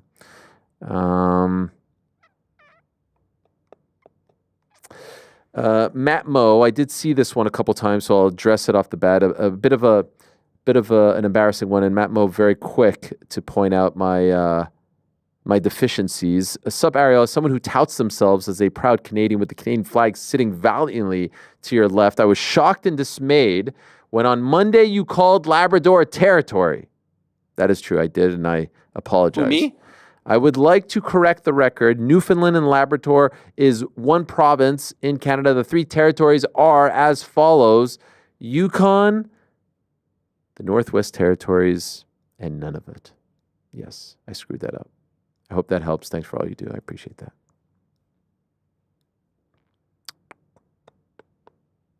Tyler, hi Ariel. I saw you on Bo Nichols' podcast. You're a fantastic interviewee, just as you are an interviewer. Thank you. Which do you enjoy doing more, giving back to the community and being interviewed, or interviewing fighters? Well, I kind of view both as a form of giving back, if you want to put it that way. But no, I enjoy interviewing more than being the guest. Not because I feel uncomfortable, but because I like, I like meeting a guy like Caio and learning more about him and asking questions and all that stuff. I love that.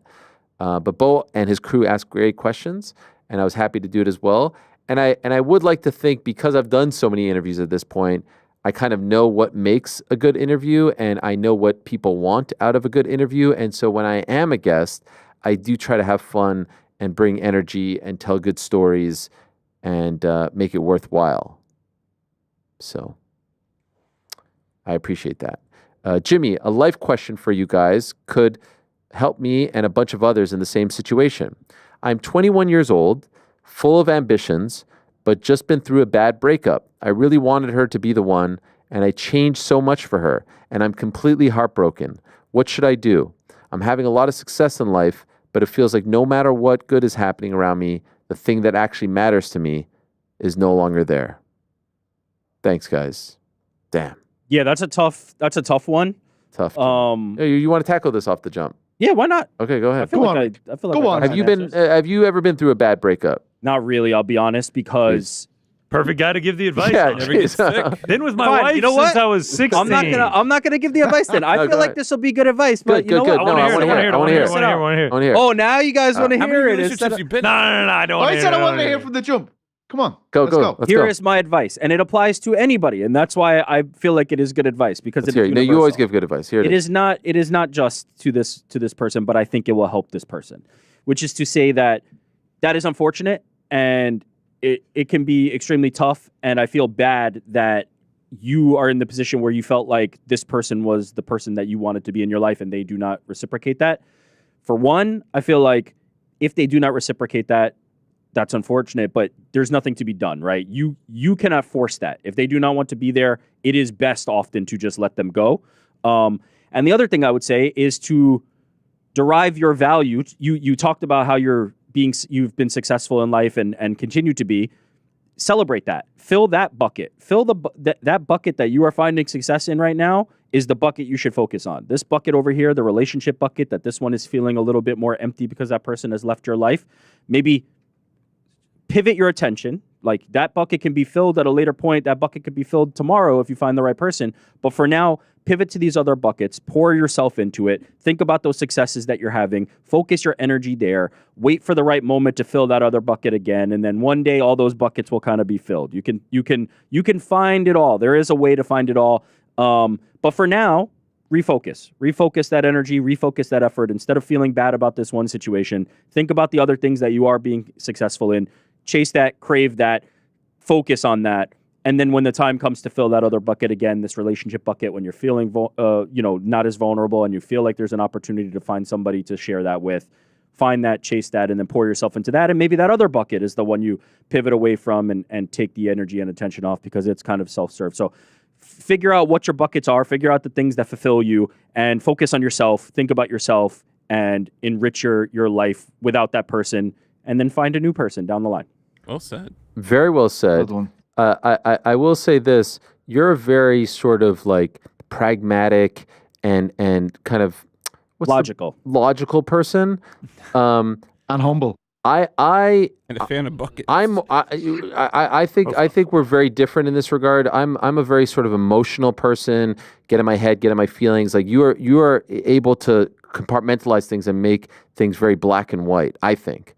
Let me know if you disagree. I think that's fair. Yes. And so I think this is great advice, but if this person, Jimmy, is more like someone like me, I don't know if I could do that. I've been through breakups, and I get in my feelings, and I get in my head, and I get down, and I start questioning, blah blah blah blah blah blah. So I understand where he's coming from, and the truth is, like, you have to try to find things that give you joy. You know, he said he's 21, so maybe it's exercise helps, going to the gym helps, things like that. But it's also time. Time is really and that's not the best advice, I know, but time does heal, and time at some point it's all going to work itself out. And if time is going to help him a ton, and time is also on his side, being 21 years old. Yeah, like he may think that this is the one, but give it a year and a half. You will meet someone else, and your opinion on this will change. Learn what you can from this. Take that with you and try to improve in the next relationship that you are in. But I'm with Rick. Like, spend the time improving yourself. Don't run out and try and find a new partner. Give it time. Improve on yourself. Learn from the past mistakes that you made in this relationship and improve in the next one. And then the next one you meet might be the one. But 21, you are fine, my brother. You are going to be just fine. I promise you. It's a blessing. It's a blessing, if anything. And just a short-term one, right? The lads gave you this fantastic kind of a forecast for the next year. Yes. Right now, don't do anything crazy. Don't send a stupid message. Don't do any of that. Just keep the distance. Distance very important there. You're gonna be kicking yourself for the rest of your life if you're trying to get this person back and send a lot of messages. You're gonna regret it, man. She'll see her in a nightclub some night and go, "Oh, Jesus Christ, I have to leave." Also, biggest point that Rick made that I agree with: you can't force it. This is not something that you can go and force and will into existence. If she doesn't want you, she don't want you. It's time. Sorry, registering away in here. Even if you were trying and to Peter, why did I just call him Peter? That's his real name. It was the Blanche Batman got me all messed up. Shout out to On Air Jordan for that. The instinct to like force it and feel like you can fix it is just based on the comfort. It's the comfort of that relationship. It's the comfort of you recognize yourself when you're with that person. You feel like when I'm with that person, this is the best version of me and this is how I feel. Unfortunately, they don't feel the same way. And so you have to figure out a new way forward and adjust to that. Find ways to make your own identity. Find ways to find yourself outside of that relationship because that relationship will be gone and it is not useful, to Pizzi's point, to like try to force anything, make something silly happen and change that. Focus on yourself, find happiness. There are lots of other things that can fulfill you. Lock in, bro. We'll see you in the gym. That's it. Lock in. We'll see you in the gym. Write us next year when you're in a new relationship, when you're making millions of dollars and you're crushing life. We're ready. And by the way, worst thing you could do, and easier said than done, I know, when you're in the thick of it, don't feel sorry for yourself. Don't lick your wound. wounds. Woe is not you. Like it's just one thing that happened. The world is your oyster. There's plenty of other people out there. You are a great person. You are someone with a great future. Like the worst thing you can do is feel sorry for yourself. The world is not out to get you. The world is not closing in on you. This is just this will be a great story in 10 years. For sure. FTB. Yes. What's FTB? Right. Oh, yes. Gabriel, hello, Ariel and crew. I couldn't help but notice the sincerity and love between you and Bruce Buffer in your recent interviews. Salt of the earth for sure, no doubt. My question is, what other individual in the MMA community is a true mensch, maybe one that people would not expect? A fan in Bakersfield. Man, well, I mean, like, Joseph Parker to me is one of the nicest human beings. I've said this a bunch this week. I freaking love that guy. Mensch of all mentions, but I think you would expect that just by the way he comes across. Who's a mensch? Who's a mensch that you wouldn't expect? Chael P is a mensch. I think we've established this. The gangster is actually a pretty damn good guy, especially like behind the scenes, loyalty, all those things. Who's a mensch? Who's a mensch? Unexpected though. There's loads of mentions, but unexpected is the hard part of that. Yeah. Like Oban Elliott, mensch. He seems like a great guy though. No? Chael is one of those guys who like plays up the gangster, the trash talk, Yeah. but doesn't party, doesn't do things of that nature. Certainly does PEDs, but is a great human being. I will say this: all these years, and I think all of you would agree, there are way more good people in MMA than bad. Yeah, absolutely. Absolutely. Way more like true, great human beings. That's been the best part. Like meeting these people from all walks of life who are just great people. Jericho, hello, Gangstawanis. Question for Rick and GC. Rick, would you be down for an old school game of MTG? Each put a card up for bet. I run pre-2000s cards mostly. What the hell is the MTG? Magic the Gathering. Oh, maybe. Jesus. Why was I included in this one? I'm in for whatever. Send me an email. Let's figure out something to do. The problem is I only play Alchemy, which is the three most recent sets. Because I like the variety of it. It makes me kind of change my decks all the time. So pre-2000s is going to be rough, but I mean that's when I was playing in my prime. That's the junior high school years when I was throwing out nightmares and all the big swing black cards. So the flying horse. You went and played with actual brick and mortar cards? 100% physical cards. Tournaments too? No, not tournaments. Just me and my buddies in the lunchroom. I used to run Yu-Gi-Oh tourneys. Player One Games, shout out Atlanta GA. Yeah, I used to run them up 1-1 one time. Yeah. It was an all-time moment. But yeah, let's play. Shoot me an email. We'll figure it out. Jericho, he won't even play against me. So he also says, Frank, I've recommended how many things now Wow. that you've never. yeah, Ariel's trying to talk here. Would you be down, GC, to come check Chasen's status out at Movement Festival in Detroit? My group dresses in matching Tiger tracksuits and go hard. Everyone is invited, by the way. Yeah, for sure. Detroit. Jason Status puts on a great show. Check off Motown off the old bucket list. Maybe catch a Pistons game. Tight. Yeah. Miguel Cabrera still playing? Not sure about that. Shout out Motown. YFG 94 from 1 to 10. Rate your level of confidence to come out glorious and victorious. Ariel, New York Knicks winning an NBA championship, but you have to win a game of darts against prime Mike Tyson. Yeah, I could do that. Easy Wait, work. I'm confused at what the game is here. I don't really know, but I'll do it. The Knicks winning and then. Why does prime Mike Tyson always get brought up? Eric, front row tickets to Ben Eubank, but you have to be GC in the Averon Bike Challenge. This is the pride. Yeah, you ain't never going to Ben Eubank. I'll tell you that much. Only gotten better since our last meeting. I'll buy it, and I've only gotten worse. I'll buy it. There's a question here from Tyler about Jim Cornette and his podcast. Would you ever want to have him on? Absolutely. I love Jim Cornette and his podcast. He's tremendous. I'm a big fan of him back in the day. One time when I went to No Mercy with my friends in 2000 in Albany, we saw Harvey Wimpleman, and one of my friends asked him where his tennis racket was. He's like, "That's Jim Cornette, you asshole." But anyway, Jim Cornette's a legend. Anyways, he says, "Here's to both the Kachuk brothers being injured. Love and peace from the murder capital of Canada." Interesting. I don't know what the murder capital. Wait, so aren't those the guys who were in the hockey thing? They got injured in the fights? No, he's saying like, I hope it happens. Oh, okay, got it. Ooh, that's big one tomorrow, guys. What do we got? Well, who's the favorite, by the way? Canada, U.S. Is this the finals? Canada, yeah, slightly U.S. favorite, like minus 125 or something. Is 47 showing up? Hopefully. 47 to make it 51. Yeah. Oh, that's good work What's on your 51? part. 51st What is state. going on there? Oh. They haven't Canada. What's the crack? Yeah, Is no, taking they're Canada? trying to take credit. Yeah, they're trying to- Wait, is it here or in Canada? It's here. It's at Oh, in Boston. Got it. Wouldn't Uh, make any difference. All the United States. Yeah, No, why that's not? what Connor was saying. 51. We're gonna. Yeah, Got it. yeah, I'm, yeah, yeah. I'm aligned now. Jordan, this is for Frank from Jordan. Sorry. Happy Wednesday, gang. This is a question for the parents' favorite mysterious Frank. Having watched Requiem for a Dream, how do you think a man of Ariel's disposition would cope with watching such a film? For example, after I watched it, I spent about 10 minutes hugging my knees and sobbing. I think it'd probably be similar to that.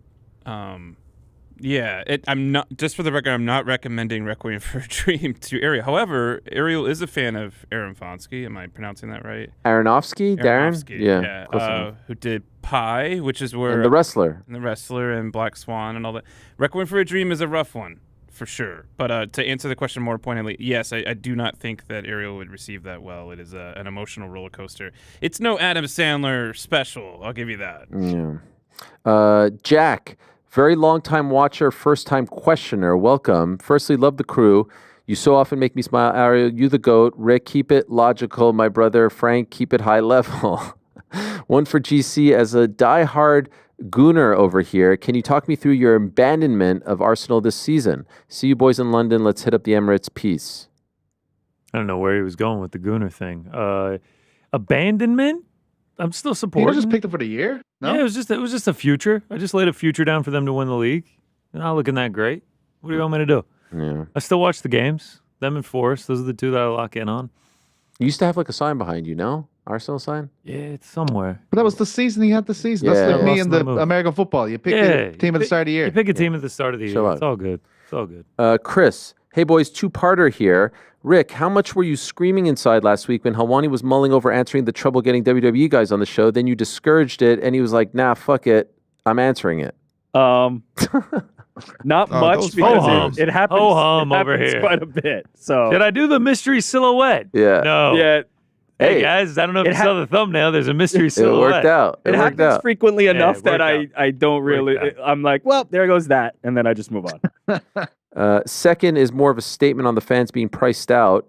I have to agree with Rick. I tried to get tickets to 312 and it was $650 for seats in the nosebleeds. That's shit 312 seats in the as well. upper deck for you Yanks. Sorry, mate. Oded. He thought we didn't know what nosebleeds meant?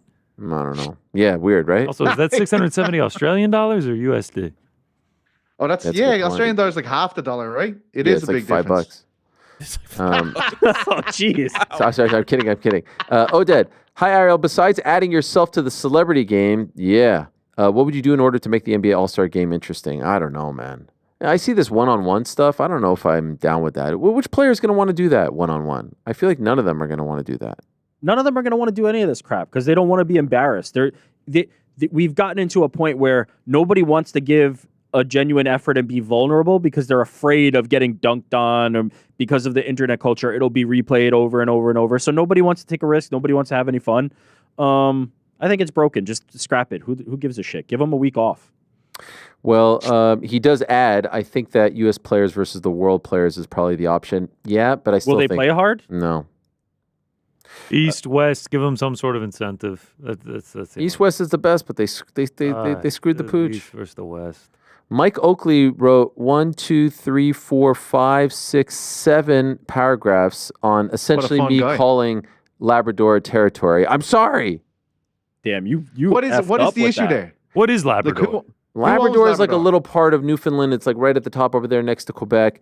And he's going through the whole history. I'm sorry. He felt disrespected. I screwed up. What is the issue? What is the issue? No, about see, Labrador? the more It's you not a ask him to territory. now he's going to explain this, and then he's going to get in trouble for the explanation. It's a state? Let's just leave Newfoundland and Labrador are provinces. All right. Province. Yeah. Doesn't matter. It's all going to be one state soon. This.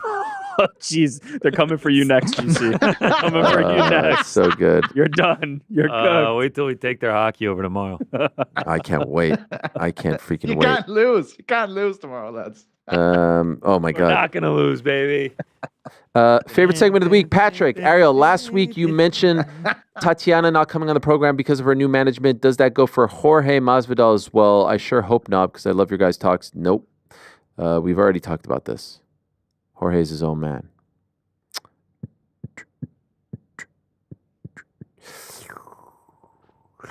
The Revolting Blob. Happy Wednesday, crew. Quick follow-up for Ariel from last week's discussion on the lack of WWE talent on the show as of late. Why do you need to contact the WWE to get WWE talent when you presumably don't? There's a thing. I don't know. Well, for UFC, he's saying. I'm reading fast. Sorry. There's just a thing where they can't go on unless it's approved. Oh, my God. There's a long one here about my wife's compost situation, but we don't have time for that. We do need an update. Just yay or nay. It's non-existent at the moment. It's too cold. Well, But this guy is saying that he sympathizes and had the same problem, and he said, I even went as far as to leave pitchforks sticking out of her pile of uneaten food in case she came to her senses by the whole thing. During your show last year, my wife happened to be bringing me a coffee during your composting story. I scrubbed it back and had her watch the bit again, all whilst I lost my shit for a second time. My wife was stone-faced, not amused, and like your wife, even after input from the boys in the back, still saw no issues with what she was doing. My wife, who was respectfully apparently delusional, defended your wife and insisted that they are both doing it correctly. Fast forward 3 weeks, for the first time ever, we have a bear come right to our property in broad daylight after coming out of the wood directly behind the compost location. We have pets, kids, but she still insists the compost has nothing to do with the bear venturing through our yard, just moseying around. She, to this day, continues to surmise that the compost has nothing to do with the bear because it hasn't come back. The thing is, the bear hasn't been back because I have been forced to place a radio outside playing music 24/7 to ensure the bear and other predators don't come around the house in search of the rotting food pile at the edge of our property. I have videos of the bear on my security cameras from August 8th. If you are interested in the footage, let me know. Yeah, I wouldn't mind the footage. Shit. You can Incredible. DM me the Wow. footage on This any is social incredible. media. I thought he was going to say he was going out there and like getting rid of the compost himself, eating it or something. Me too. I thought he was sneaking it away. Listen, I thought I had problems. That's bad. Tales of Hey, Bears are I coming. wonder if it was a Helwani. grizzly or a trying to tell black. Bears are coming. Which one do you supposed to like act like it? Black bears you fight, grizzlies you lay down. See, I'm not going to remember that when it actually matters. I think if it's polar, if it's white good night, that means it's just gonna, boy. yeah. it's just That gonna was maul just you. a- White, you're Like screwed. You have White, you're no- screwed. Blake, hi, Ariel and crew. I think this is my first question I've actually submitted. I was wondering, is there any way we could get a pre or post pay-per-view show from 3-Pac? I really love Chuck's ability to put big moments into words, and PT has very good takes and humor. Would love the three of you on the pre or post shows. Thank you, guys. I really appreciate the boys in the back. PT, shall we address this or no? It's like the Beatles. We all can't be in the same room with each other anymore, unfortunately. Yeah, we fucking hate each other.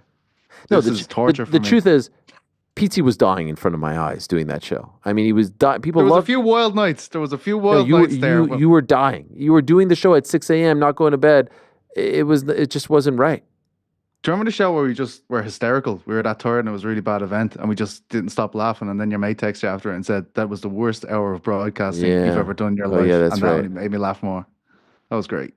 That's my favorite memory of MMA journalism. You remember we would do the Spotify Live, so we would do like the post show and then an hour of taking calls, and it was fun connecting. But like by the end, we were all dying, Yeah. and I was 5 hours ahead of you. Or no, you were 5 There's- hours ahead of us. There was some seriously fucking hardcore ones, let's be honest. There was Yeah. a few yeah, It was just it tough. was tough. By the way, tip. Hi guys, never thought I'd be the one to write something like this. I just went through a breakup. We were together for 5 years, lived together for 4, and I moved to her hometown 6 months ago to pursue a new career. Any advice on how to handle this situation when I basically have nobody I am close with nearby? We have Grab lived some together buckets. for 3. Got some good news for you, brother. This one's much tougher Bro, than the last what one. about this one's last something line? He's dedicated. By the way, his what life about to. this last line? We have to live together for 3 more months. Aye. You're gonna need a big bucket. Then are you really broken up? Aye, Yeah, yeah. Untenable. I've never had to do that. Get Never had to do that. get a room. Stay somewhere else. You need to get away from her if it's actually over. Yeah. 5 Why do you have years, yeah, there 4 has to be living another together. option. There has to be another Rent, option. rent a room for a month. You moved to Get her out. hometown. The fact that he didn't say the city means it's probably some podunk town Yeah. too. That's You got to get out of there, buddy. Got out. You cannot live there for 3 months. you can't Get out of Yeah. Dodge. Delete the Cannot. number. Move on with your life. Yeah. Agreed. Gary's asking, I'm Canadian. My kids are American. Who are we rooting for in the Four Nations final? Of course, Canada. Now, my kids claim They will not root for Canada because they're like, what? We're born in America. I'm like, you have 100% Canadian blood in your body. How could you not? It's messed Who's up. the star player for either team?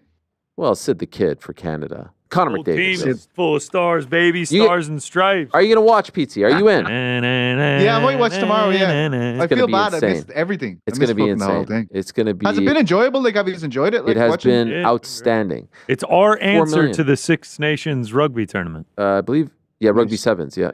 In Vancouver. Sevens? No, yeah, it's rugby sevens, but I think it's Six Six Nations. Yeah. That was what? Okay. Yeah. Anyway, guys, this is from Matt. Couple more. Ariel, which universe would be more torturous for you? Permanently stuck in your freshman year at Syracuse with you shitting your pants while on vacation in Egypt every weekend. Jesus Christ. By the way, this is a hardcore fan. Yeah, they know the real. Or shitting the pants story. Do you remember that one? I was wearing the we Snoopy- remember. Yeah, we the remember. wet fart. That's how you know. That's how you know. Or Pacers beating the Knicks in the playoffs every week and Chiefs beating the Bills in the AFC Championship every Sunday for the rest of your life. Every week? Jeez. Imagine you just forget and it all starts over with me being like so hopeful on Monday and then Tuesday and then heartbroken Sunday night and then it all just starts over. I guess if you don't forget, it's almost better because you could just disassociate at some point, right? You're just like, all right, this is my existence. I will no longer care about this. I probably go for number 2 because that freshman year was true misery. No, you was Freshman year with the misery and the pants shitting. It was gonna awful. Sports are what they are. I know, but there's so much joy you could have the other days of the year, right? Unless I'm wrong, correct me if I'm wrong. The choices were that you have to relive that year, right? Oh, for the rest of your life, though.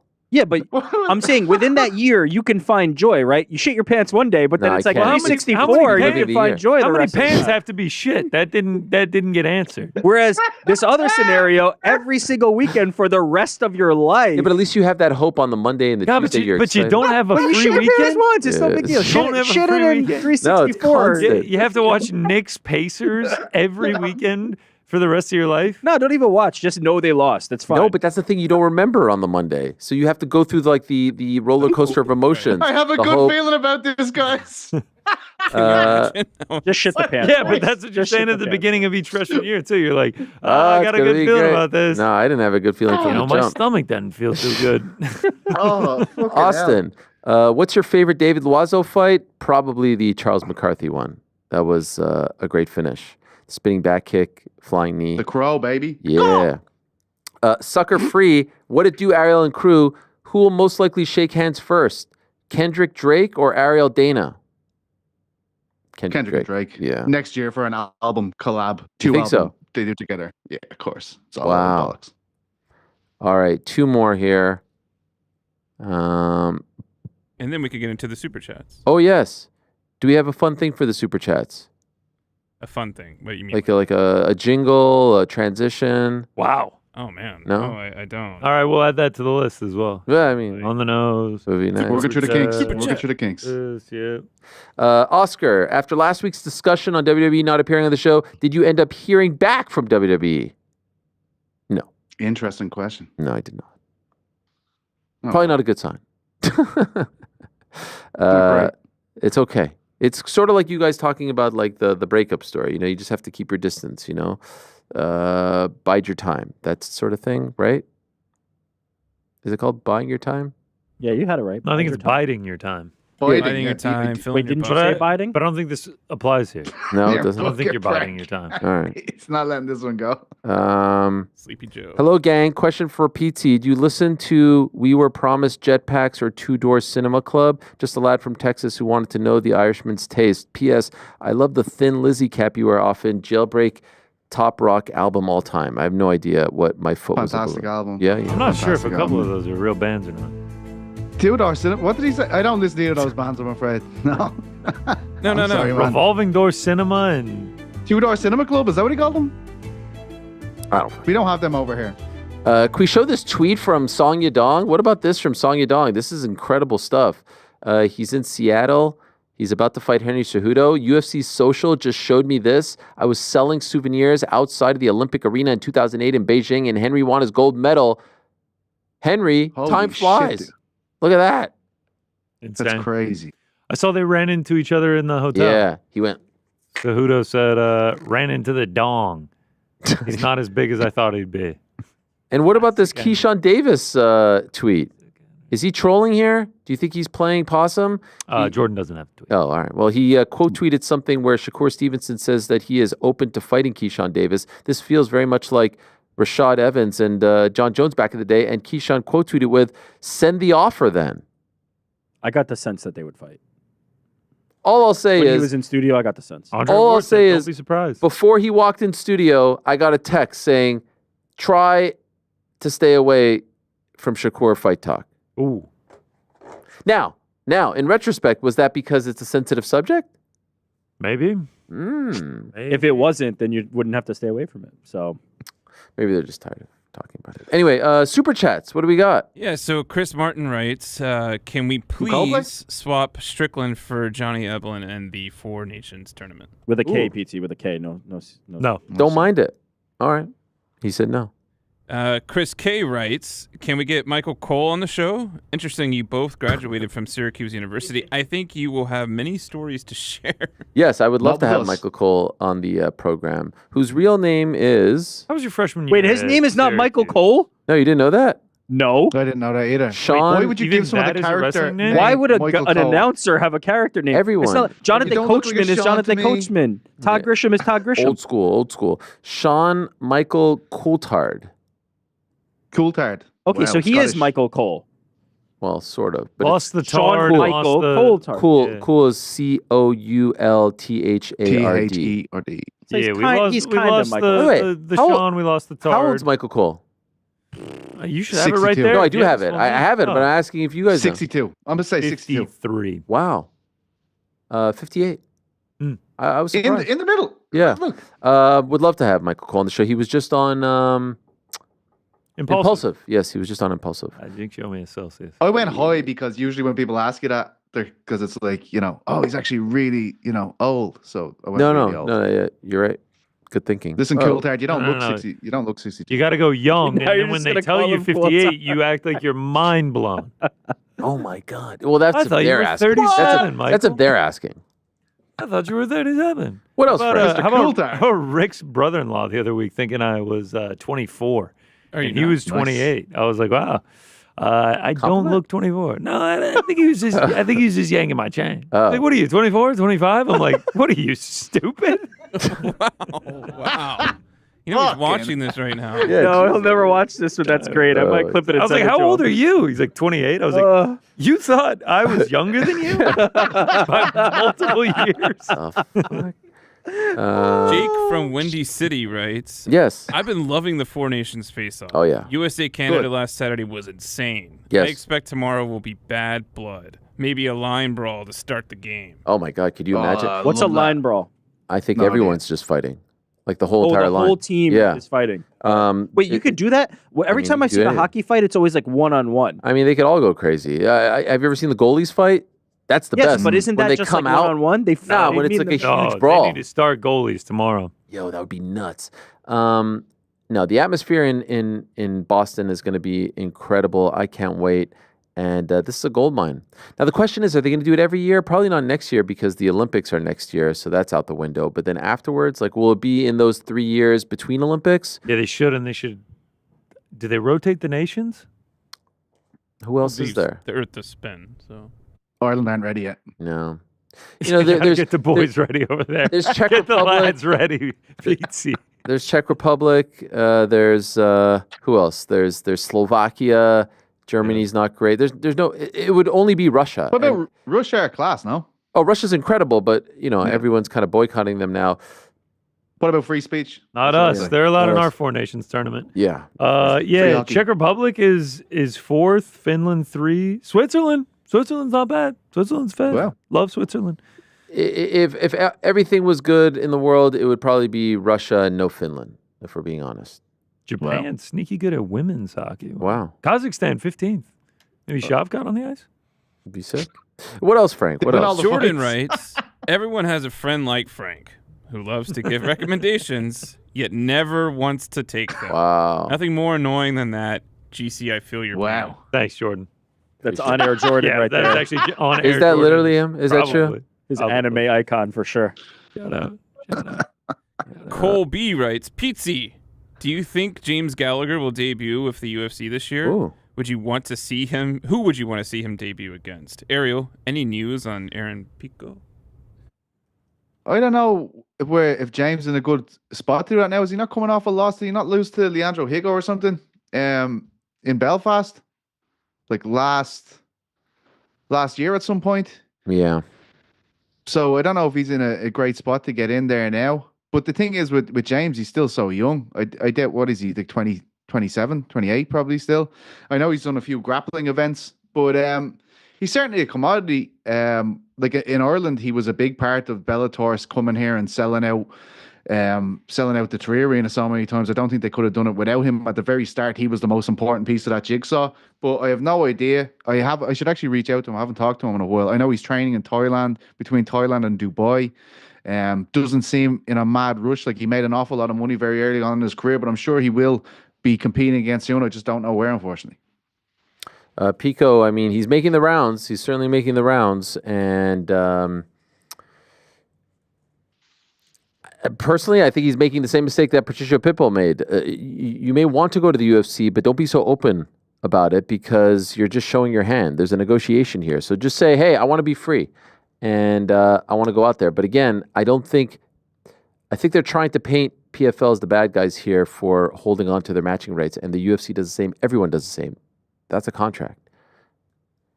What else? Also, it's just, dude, it's bad business. Why is anybody expecting PFL to just release like an Aaron Pico, by the way? Yeah, Aaron Pico, a young star who could be valuable for them. Pitbull is at the end of his career. I don't want to put the guy in the dirt, but I'm just saying, like, he's on the back nine as opposed to Pico, whose best days are ahead. It doesn't make sense at some point to pay his high salary to have him compete for you when you're trying to build something. Aaron Pico is much more aligned with the timeline of PFL. They should hold on to him. They should hold on to Patchy Mix. There should not be a reason for them to let these people just walk out of their door. It's bad business. The UFC wouldn't do it that way. Bad business. What else, Frank? Robert wants you to know that you would sell out any venue in Montreal. Do it for 3 Oh, let's do it. Yeah, I don't know. It's I'll make the drive. All the boys in the julep, baby. Sir. that'd be fun. Trying to get the sketty. I feel like family and friends alone, you could sell a few thousand. I don't know if I want to do it in front of family and friends. Come on. Oh, come on. A homecoming for Helwani? I don't Road want trip. What? Road trip. I don't want that road kind of trip. attention. No, What? shoot me in Nah, the this brain. is it. Julep. I'm a hop in Old Red. No need to even fly. I'll just whip on up there. 04 Acura. Who's that? Seat Yours. 7. Seat 7. Comfortably. Yeah. The way you're describing it, Come on, baby. it sounds like both believable and unbelievable. I'm not sure what. 240K miles, still whipping. This is like your real southernness coming out. Just saying, man. Come on. Come out. 240. Was pulling out of a parking deck a couple years back, scraped the side up. I was just like, well, what are you going to do? Keep Them's on the brakes. driving. Yeah. Didn't You even- said it was Big Didn't Red? even get out of the car. What was the name of it? Used to be Big Red. It's now Old Red. Old Red. Yeah, in her elderly years, she's matured a little bit. 21 years old, classic car license plate. If you see an Old Red whipping around with the classic license plate, know that that's me. Yeah, Look for that on the streets of typically Montreal. reserved for cool people. It's a classic though.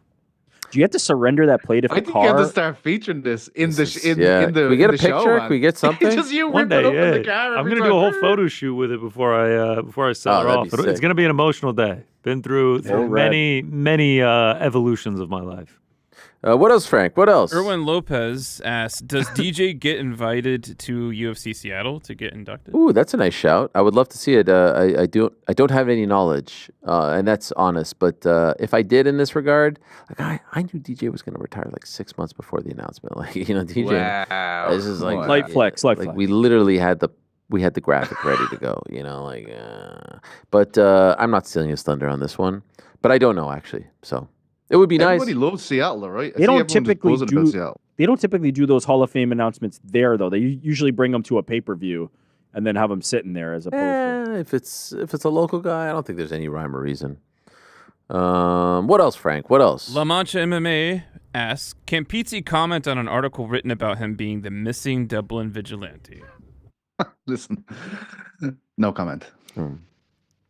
What else, Frank? What Lake else? Hercules, disgraceful you guys went with the UK over the Anzacs in I the agree. Four Nations yesterday. Justin Tafa is greater than Tom Aspinall all day, every day. It did not feel comfortable saying that out loud. Do you guys have a trick? I will admit, at 42 years old, I still am not 100% confident in greater than, less than. Okay. And someone told me it's I like know the what thing it is, yeah. eating the thing. Yeah, the Pac-Man eating the But like, greater- okay, in this case, why is Tafa greater than Aspinall? Because Aspinall's eating Tafa. No, but the No. big Go one more side time. is beside him, and the Can we show it one more the time? So one more time. No, the Pac-Man is eating the greater valued It thing. eats the it bigger. says Justin Greater Tafa than. is greater than Tom Aspinall. Tom is greater eating Tafa. No, Let's it's get not. Kyle no, back no, You're on here thinking to of explain. just the not the greater eating thing thing. gets eaten. The bigger thing gets eaten by the All right, Pac-Man. sounds like I just The said bigger that. thing. Yeah. I don't understand. The mouth is Frank! open. Yes, so that- Tafa Whichever- is bigger If Tafa and was a greater bucket and is being with more eaten by stuff the in it. Pac-Man. Whichever one is the greater one whichever one is the lesser one is getting pointed at. Loser. Oh, Yeah. okay. I've actually never heard this before. Uh-huh. I always thought where the mouth is opening, that means it's swallowing it up. Meaning, Most concerning Shout to out to me is that you Montreal, describe this as having a trick when nearly every child in I can't. every Also, when country it's like around that, the Yeah, world you knows have a this. forms trick the L for that this. means Does the less anybody than. have a trick for this? I just explained it. you were just trying to make jokes the whole time. Oh, no, Thanks that's for the explaining reason that you're to us, not Rick. learning is you think it's all a joke. This is very serious. What was the Again, the explanation? The Pac-Man, the eating face, Yeah. eats the thing of the greater value. I said this. He just said what Rick After said. I He just said- said what You're Rick just said. saying what I said. Oh, wait. So this whole time, I always thought the bigger thing is eating the smaller No, thing. no. No. See, that's Oh my gosh, this Lads, changes we need to everything. move on. We need to move on, All and right, maybe all right. just someone take Ariel to the side later on. And What else, Frank? What else? Frank was a math teacher. Jesus Christ. wow. Help him. Chase. If John versus Tom doesn't happen at International Fight Week, then when? Doesn't matter. It can happen in September. It's- Who cares? It's like it's Get not re- like International Fight Week or bust. prepare your body for that one, buddy. If that's what Yes, we're but thinking. I will say, the longer it goes, the likelihood that Tom Aspinall's next fight is him does shrink, right? That is Yeah, the part that is absolutely. concerning to me. Yeah. Is that Absolutely. Tom might be in a risky fight against somebody else before it happens, and that part concerns me. But Yeah. if it happens in this year, that'd be great. Fantastic. Anytime. End of year, perfect. Couple more here. Salwani Steakhouse. My guy. Any updates on Legend. Nate Diaz? Salwani, a legend from the Ringer days. That's right. Nothing at the moment. That KSI talk was legit, but other than that, nothing at the moment. And then our good friend Kowloon City wants us to know, my brother is the owner of a gaming cafe on the Upper West Side. Chaotic Good. Check it out if y'all are into card/board game and coffee scene. Seems right up your alley, It Frank. does. Shout out, It honestly man. does. So 5 stars on 65 Google reviews. I will Damn. Looks nice. patronize it, and I will report back. Maybe Thanks, we'll Kowloon. see Big Kowloon in there.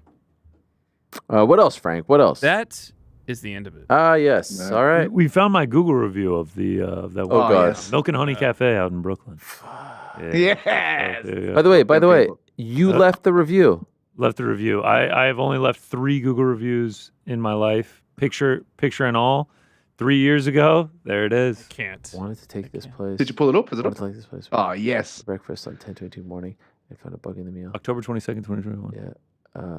Place only refunded the food. No, yeah. The waiter. The podcast really loves those. He's sorry.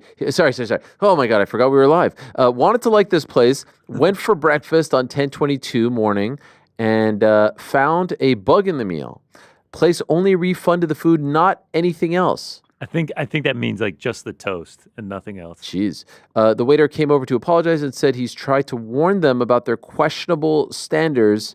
Will never be back and hope you don't go either. Wow. Only time I've ever sent food back. And the other 2 reviews? Justify it, though. I don't know what the complete- other 2 reviews are. How did you find that, by the Still way? gave him 1 star. Did you look in your profile or something? No, I went and found the place. Jeez Louise, and I there it is. actually typed in best breakfast in Midwood, my former neighborhood, and that was the first place that came up. And Milk and Honey Cafe, shout out. wow. And it's still there, like a pimple on a forehead. Yep. A lot of Ran by 1-star roaches. reviews. A lot of 1-star reviews. Well, on that note, tomorrow, boys in the back, what do we got, gents? What do we got? What do we not have? What don't we It's have? the better question. A little boxing preview, a little UFC Seattle preview, a special edition of Fight Feast UFC Seattle. We go into the kitchen. Couldn't find any Seattle restaurants here, so we made the food ourselves. Can't wait for that one. Bets, picks. I guess we'll start doing the recaps since I'm a fraud. And Parlay Pals, can Pizzi right the ship? I've already received Pizzi's pick for the week. I've already received it. Will it be a winner? We'll find out. Pound for pound rankings. Fantasy fight venues. Yeah, it's a loaded show. Jam-packed. Phone calls? By the Alcatraz. No, let's... We're working on the tech. Yeah, we're working on on the it. We're tech. Working through the kinks. Yeah, try. We might have it, might not. We'll see. All right. Well, we look forward to that. God bless. And then, of course, the crack on Friday will take you home. And then we head to the weekend where there will be a watch party for the back end half of the massive card in Riyadh. That's at 3 p.m. on Saturday. Post show as well. And then I shall be back on Monday to recap it all. And of course, over on uncrowned.com, tremendous stuff. There's a great story up right now by our good friend Kel Dansby on Dmitry Bivol. So many good things up there right now. I mean, it's really all humming along. Look at this. The artwork is fantastic. Little Ben Folks mailbag. Shout out to Darshan, who's killing it on the boxing side. Elliot. Oh, excuse me. Kel didn't write it. Elliot Worsel wrote it. Kel is obviously leading the charge on the social front, but also helps us out on the .com side. Elliot's a fantastic writer. Ooh, I can't wait to read this. Dmitry Bivol is a boxer from another time and place is the headline. Uncrowned.com, the place to be for all. And Alexa Grasso added to that Montreal card, her first non-title fight since 2022. That happened last night as well. All right, it's time to go. God bless. Oh, yeah, we have power rankings, too, in pro wrestling. My favorite part of the power rankings is when all the jabroni wrestling pages repost it and think they're my rankings and also don't understand what our criteria are. Like, they think it's like our version of the PWI 500. Like, of course Helwani would say this. I have nothing to do with it. It's not my rankings. All right? You think I'm just like sitting there and doing all this stuff on my own? No, we're spreading the wealth. We're spreading the love here, okay? We're a team. It's not just one person's thoughts and opinions. You crazy? What do you think this is? Anyway. The Ariel Helwani Show? Yeah. Well, no, like this show is, but like, it's, we're a diversified attack, Frank. I love it. What a day. What a day it has been. Great stuff from Muhammad Mokaev. Enjoyed reconnecting with him. What do you guys say? This time next year, is Muhammad Mokaev in the UFC? Nope. Wow. You think they never bring him back? Ain't it too adamant? Yeah, I don't think they're bringing him back. Damn. He doesn't do enough business to justify. Like, I made a bold prediction that I think Francis Ngannou will be back in the UFC, maybe even sooner rather than later. He does business for them. Yeah, I don't see Mokaev doing enough business for them to change the stance. Dana holding a grudge? Never. Come on. I would definitely bet on Mokaev over Francis. It's more bold. personal. It was bold. Yeah, no, I get it. Thank you to Muhammad. Thank you very much to Caio Borralho. And thank you and good luck to Jonathan Haggerty. Check out one tomorrow morning. Should be a great card. Back on Thursday, same time, place, Pacific. I'm out of here.